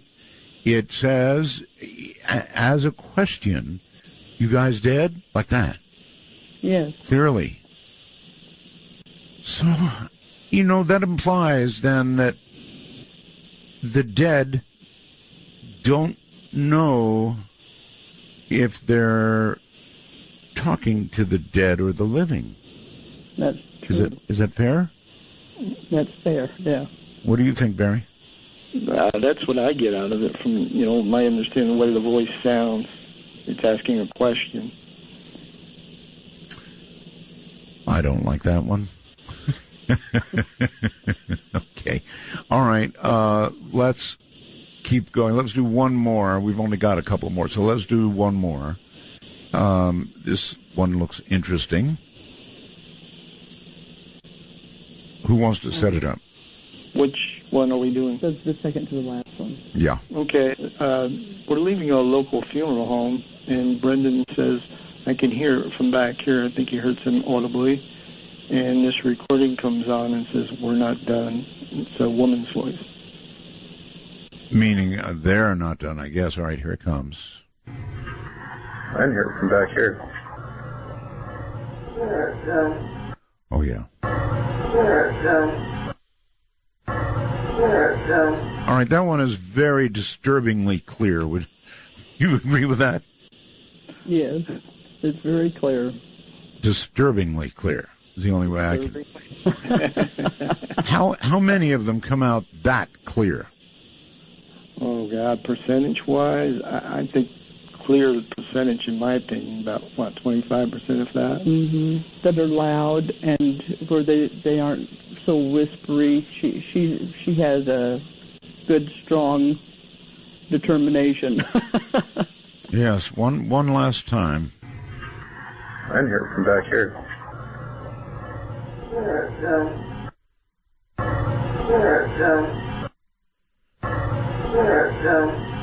We're not done. So the clear implication, I guess, was there if you could have heard that at the time, you probably would have stuck around because you would figured there's more to go. That's right. See, and we were leaving. We were packing up our equipment and leaving this funeral home. I would have been throwing the stuff in the suitcase and running. Incredible stuff. I feel like that myself sometimes, Art. Do you? It's good to hear that. Frequently, the GIS members do not admit real fright. Well, I won't admit real fright. I'll say startled. How's that? Startled? Yeah. I've only seen Barry rattled a couple of times. How come you've never come on the air before, Barry? I don't know. I actually have probably as a fill-in, but that's about it. Usually I'm a listener at home late listening to the show. Or he's been working. Okay. All right, one more time with this next one, and I think we're listening for a ghost voice to say something like, meet me out back? Yeah, are you ready to do that one? I am. You want to set it up? Okay. We were at a mausoleum, and you can hear Jenny. She recorded this, and she's asking Brendan for his flashlight. She says, "Can I see your light?" And Brendan replies, "Here." And this EVP, this woman, said, "Meet me out back." Okay, here we go. Can I see your light, Brendan? Here.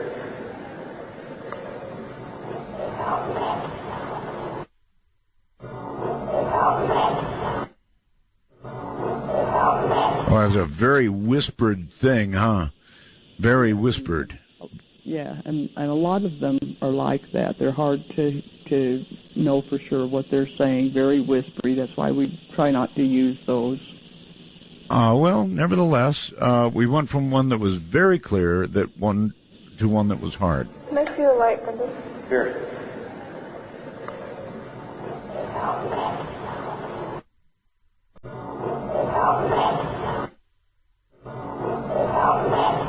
And for clarity, let's do this one again. Let's see. I'm here from back here.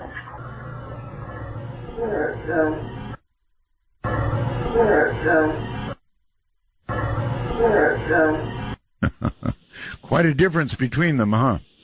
Yes. Mm-hmm. Amazing stuff. All I want to do is, in a moment, we're going to go to a break, and then I would like to take calls. A lot of people have a million questions. A lot of people have never heard any of this before. This is an absolute first for them, and in a way I sympathize with them because it's hard hearing it for the first time. It's harder if you're alone. If you're in a vehicle at night in the dark, it's really tough. So here we go. I'm going to give you the phone line information very quickly. Our public number is area code 952-225-5278. Again, that's area code 952-225-5278. Now, listen very carefully. If you're using Skype, please listen very carefully. The way to do this is to add a new contact. Let's say you've got Skype on your phone. So you want to go to add a new contact. And what you add, if you're in North America, Canada, add MITD 51. MITD 51.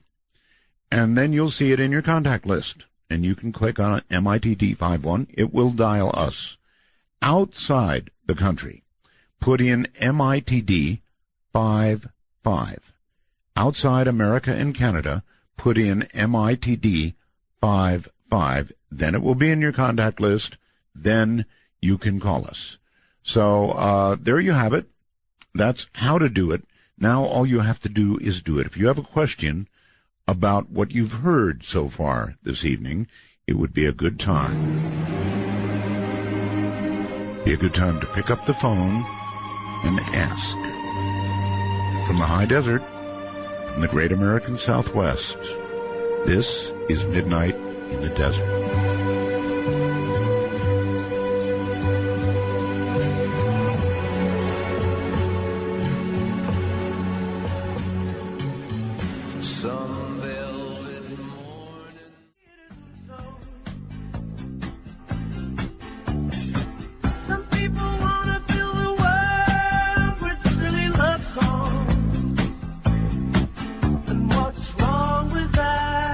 Take a ride from the high desert and the great American Southwest. This is Midnight in the Desert, exclusively on the Dark Matter Digital Network. To call the show, dial 1-952-CALL-ART. That's 1-952-225-5278. And again, the two Skype entry points for North America would be, the one for North America would be MITD 51. That's MITD 51. If you're outside the U.S., way out there somewhere, MITD 55. Either way, it is a free call. And remember this, if you don't get through the first time when calling Skype, for heaven's sakes, call again.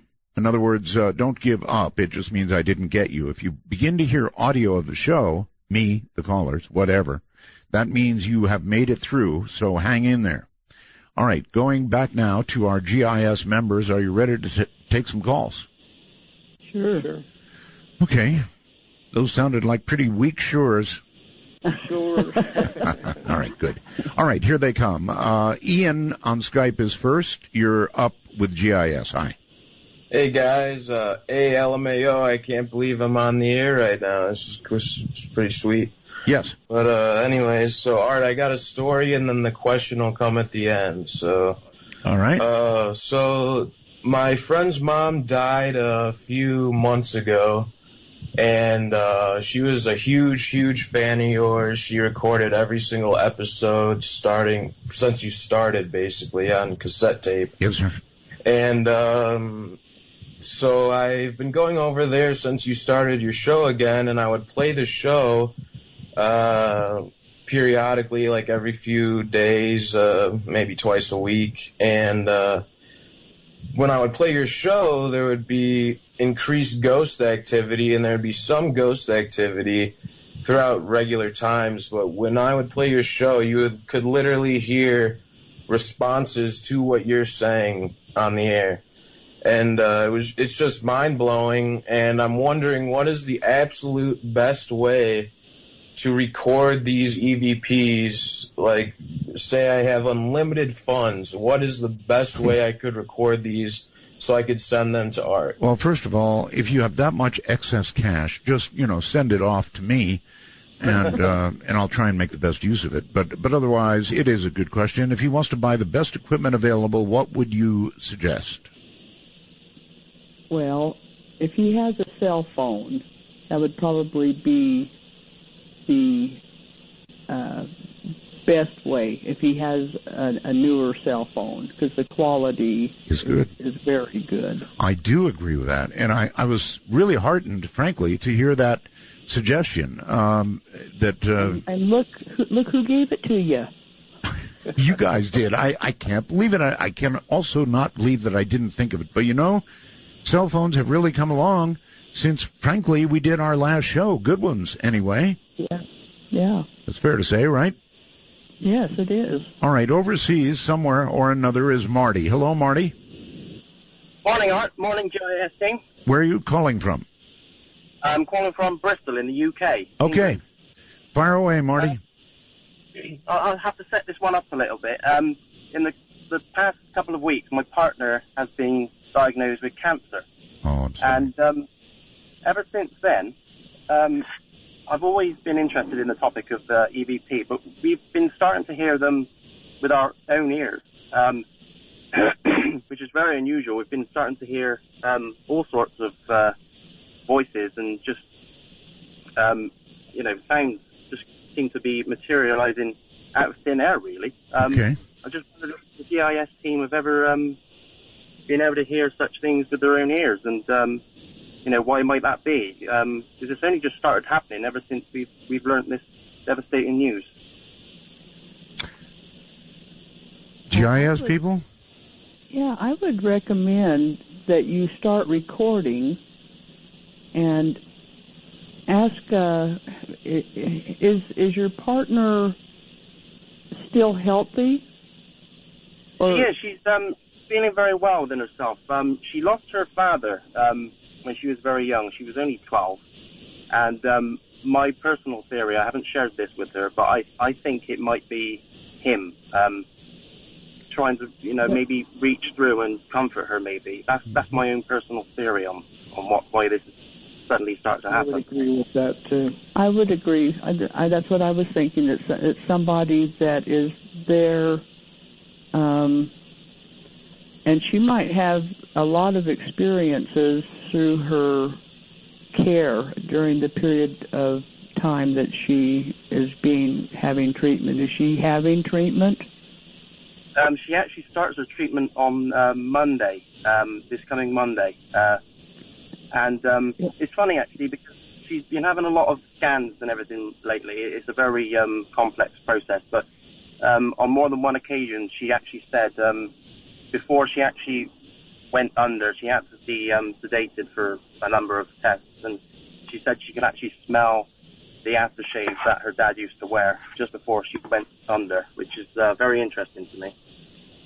I would get a recorder. Yeah, I would get a recorder. Right. And again, we're now being told you can use a cell phone, so give that a try, please, and let me know how you do with it. All right, here's somebody named Michelle. Hello, Michelle.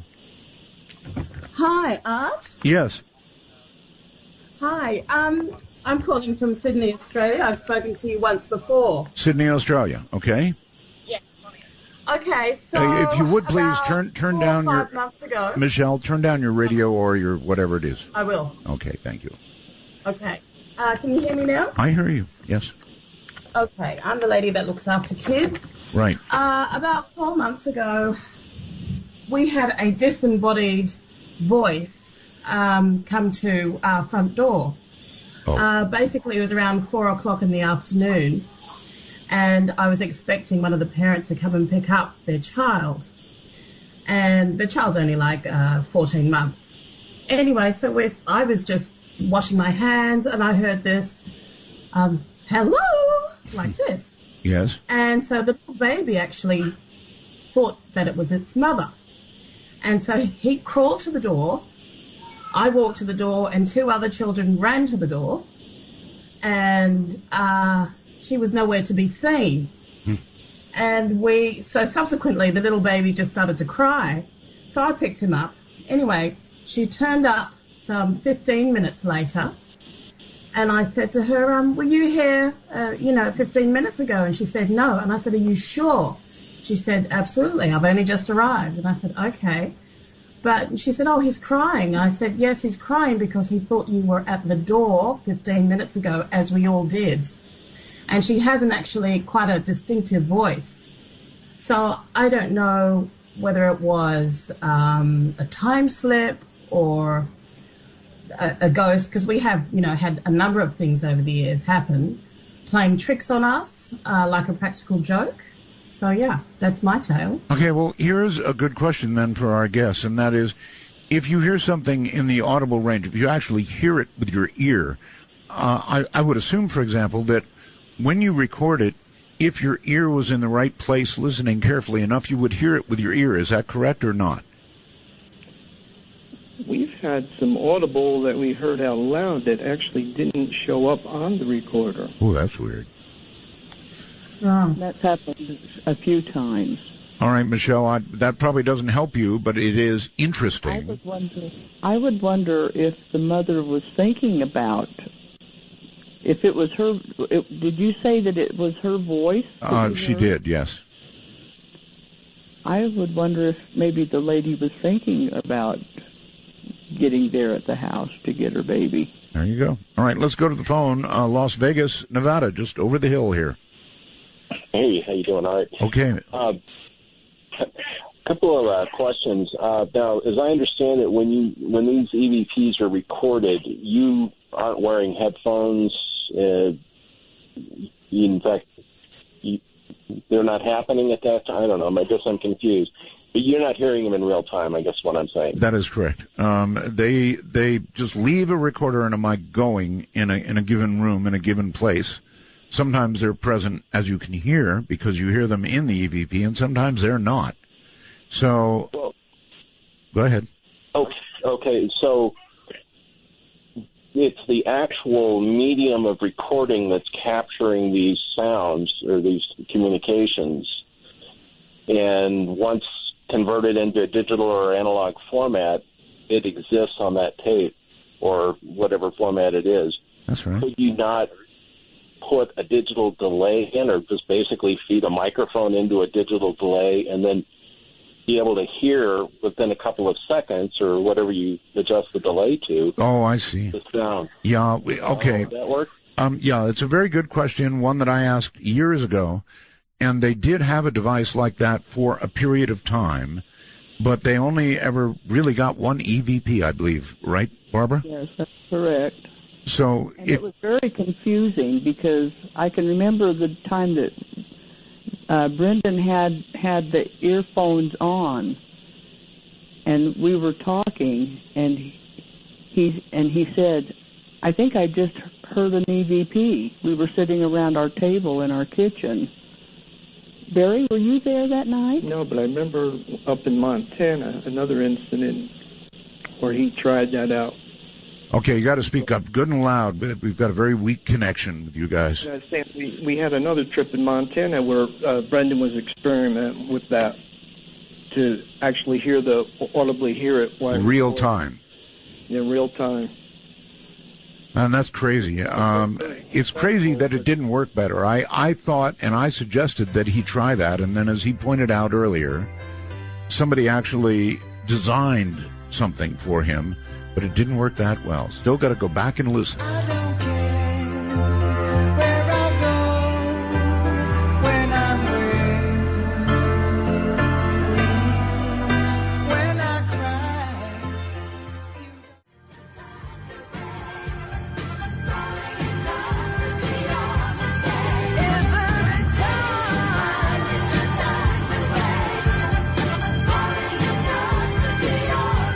Take a walk on the wild side of midnight.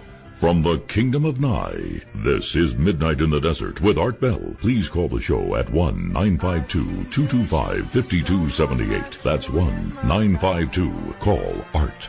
All right, back with the GIS. I'm Art Bell, and this is Midnight in the Desert. You folks back with me? Yes. We're back. Good. All right. Here come some calls. Going to Sydney, I think, Nova Scotia. You are on the air right. with the GIS. Hi. Perfect. Hi. Great show. I'm really enjoying this topic. Question. One of your earlier tracks that you played was Let Me Go. Yes. I think it was. To me, it sounded almost like it was something being said backwards, like it was being played backwards. Have you ever received any noises that, have you ever played any of this backwards?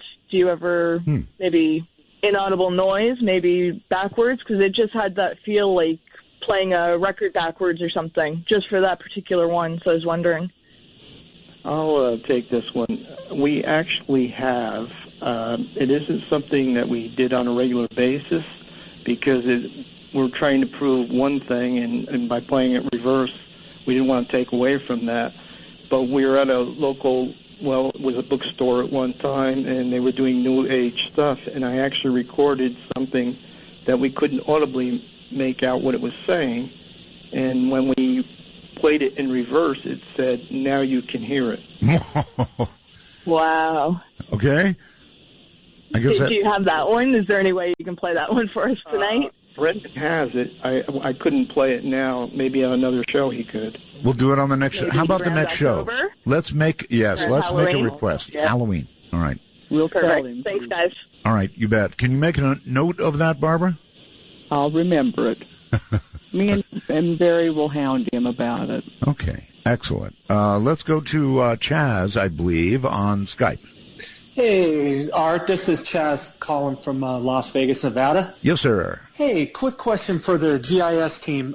Real quick, I've done research paranormal for the past about 5 years, and I found that it's really tough to keep a group together of people that, are in it for the pure research aspect rather than just what they see on TV. I was wondering if Barbara and Brandon had any insight on good ideas for putting a good team together. Okay, well it's Barry right now. Brendan had to go, but no, the question is really good.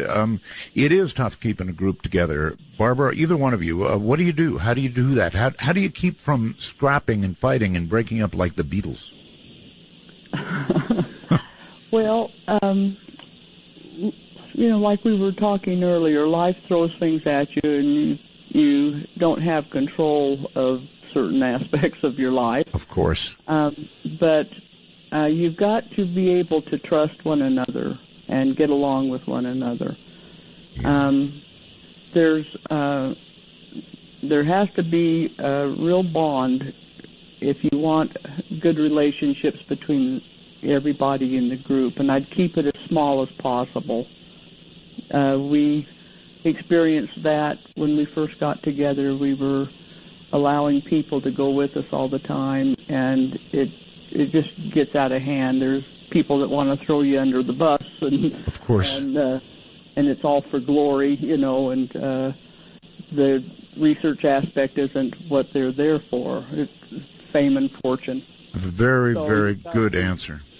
You've got to keep your group, I would recommend, very small, and where you're very compatible, be with people that you trust, where you can believe what they're saying, and they're watching your back too. Listen, Barbara, on behalf of my listeners, many, many, many, many of them, I want to tell you how much you were missed. Well, thank you. You're very welcome. That surprises me. Well, it shouldn't. Believe me. Trust me when I tell you. Santa Ana, California, I think. Hello. Hi, this is Dave. Hi, Dave. Hello. I had a quick question, and I'll take it off the air. Okay. For the guests, I was wondering if there's any EVPs that were so horrible that they haven't talked to them, about them on the show, or they just kind of wanted to forget about? And on the other spectrum, are there any happy EVPs like, wow, those roses smell great, or I'm doing great over here? Yeah, good. Both good questions. Thank you.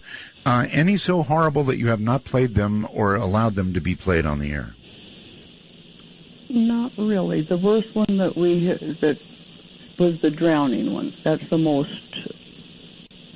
The one that bothered me was we got at the Rollins prison that said, "You laughed at me, cute laugh, I killed you." I think that's how it went. Yeah, I killed you. You laughed at me, real cute laugh. Yeah, I don't remember that. That'd be one to bring back too. My goodness. Okay. My goodness. All right, let's try. And the second part of the question was anything really happy. Yes, we've recorded laughing, a lot of laughing at different times, but we've recorded giggles. You mean like real giggles, or? Not that. There was something was said about somebody used Ben Gay and I Chanel said number that. 5 or something. I said old people, and I don't mean to insult anybody, but the mixture of Ben Gay and Chanel number 5 didn't do it for me. And the ghost, it must have caught it off guard because it kind of snorted laugh, I mean, it was like it caught it off guard, and we record. So they have a sense of humor, and they do laugh. All right, Dustin on Skype. Hi. Hi, Art. Hi, Brandon. Hi, Barbara. Brendan's not here. It's Barry now. Brendan had to take off for work. I apologize. That's all right. Go ahead. On the way home from work. Barbara, I want to echo Art's sentiment. Hearing your voice is like running into an old friend. It's good to hear you. Thank you. That's very nice. I appreciate that. I have a question, and I hope this hasn't been addressed. If it has, please forgive me. And then I have a comment to share that will be of interest to Art. First, the question is, what is the purpose of this research? What do you hope to accomplish? Good one. Well, me personally, I did it for myself. I wasn't out to prove to anybody anything. I just wanted to satisfy my own interest. I sympathize with that. I want to know. I guess that is the biggest question in life. If there's a bigger one, I'd like to know what it is. So I get that. Caller?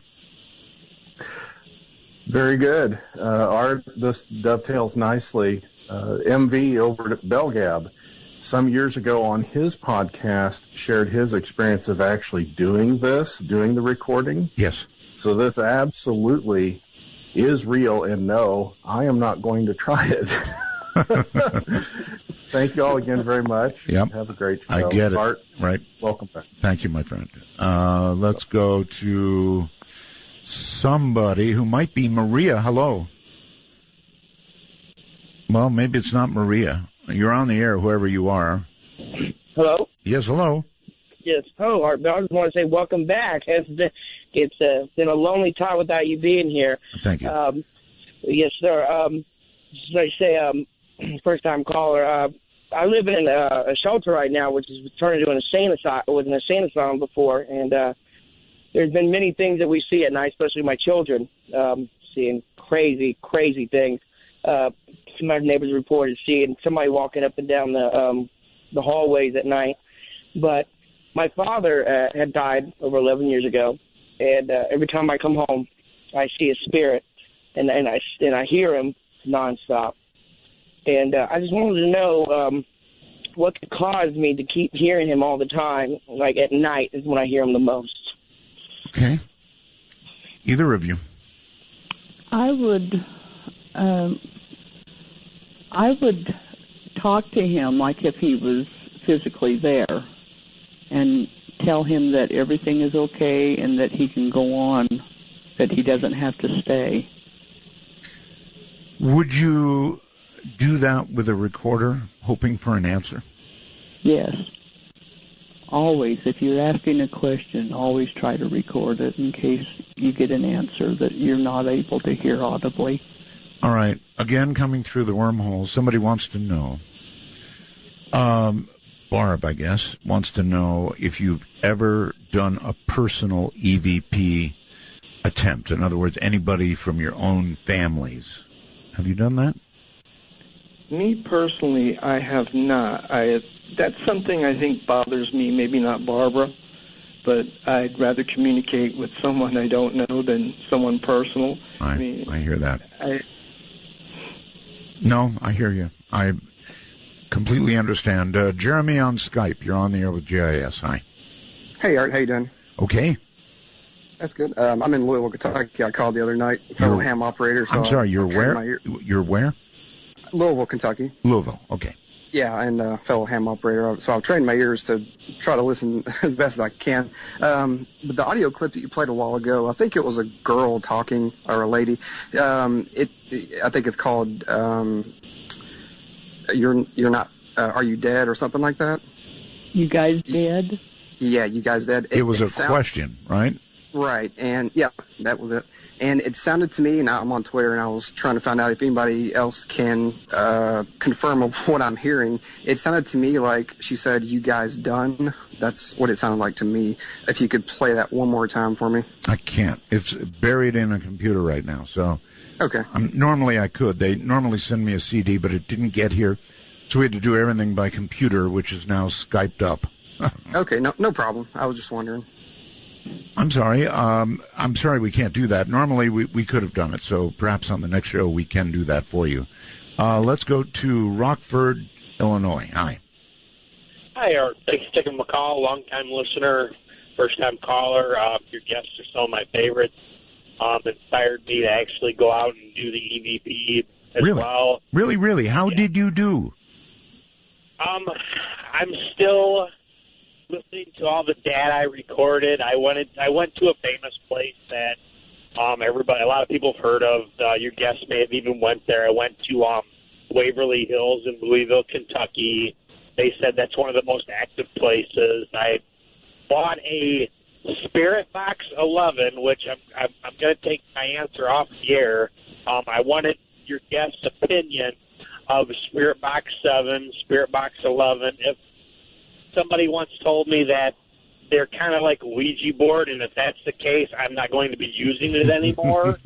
All right, it's a good question. We're so short on time. Spirit boxes. Barbara, either one of you, actually. I don't have any experience with them, and I've never even heard of them, so. I haven't used one myself either. I know it has a lot to do with white noise in between frequencies.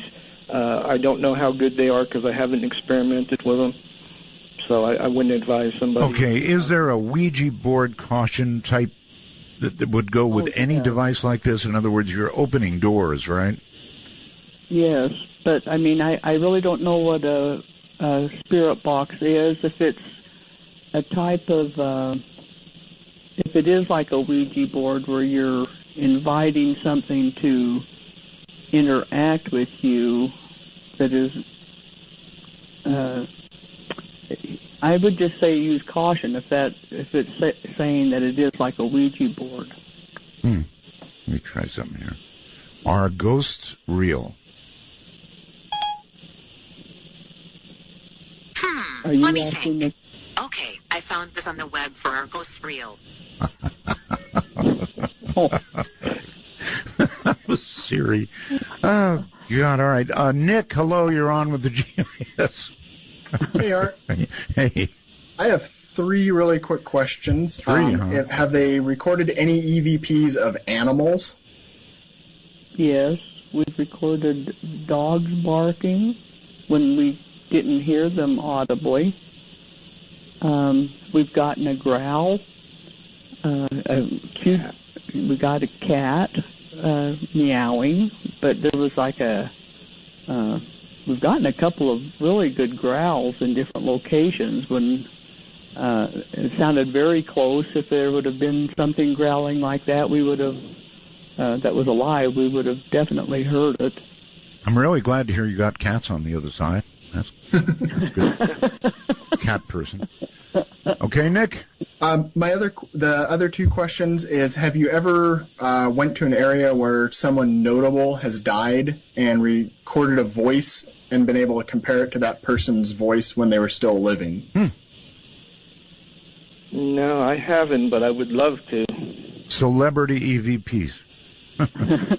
You know, I think the voice changes so much. So these voices that we get, I would bet that they did not sound the same in life, and I think it would be hard to recognize if you recorded a famous person's voice. Maybe. And a third question, very quickly. Have you guys do the analog and digital recording? Have you ever done simultaneous recording and recorded the same EVP for comparison? Oh, yeah, really good question, actually. Yes, in fact, there's been occasions where we recorded on 5 different devices, one on my video camera and on analog. But, I'm not sure about the digital. All right, let's go to... About that. Well, the camera was a tape. Okay.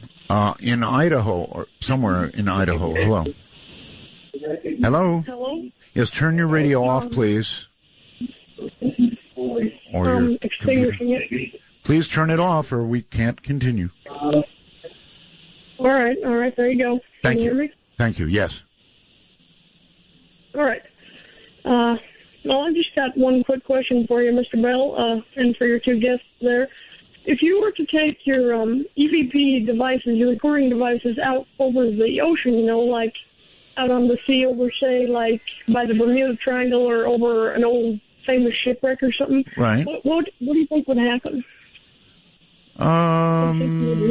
Yeah, it's a really good question. Have you ever recorded anything at sea is, I guess, the question.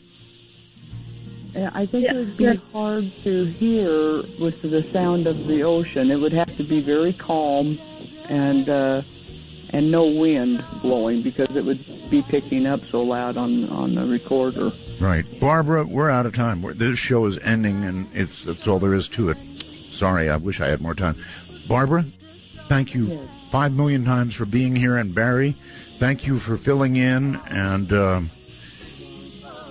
what can I say? It was a wonderful show, and you promised me, you both, Halloween, right? Yes. And it's so nice to have you back, Art. Pleasure. Thank you. Thank you both, and good. Last night was great, Art. Good night. Good night. Good night. Well, that's it, folks.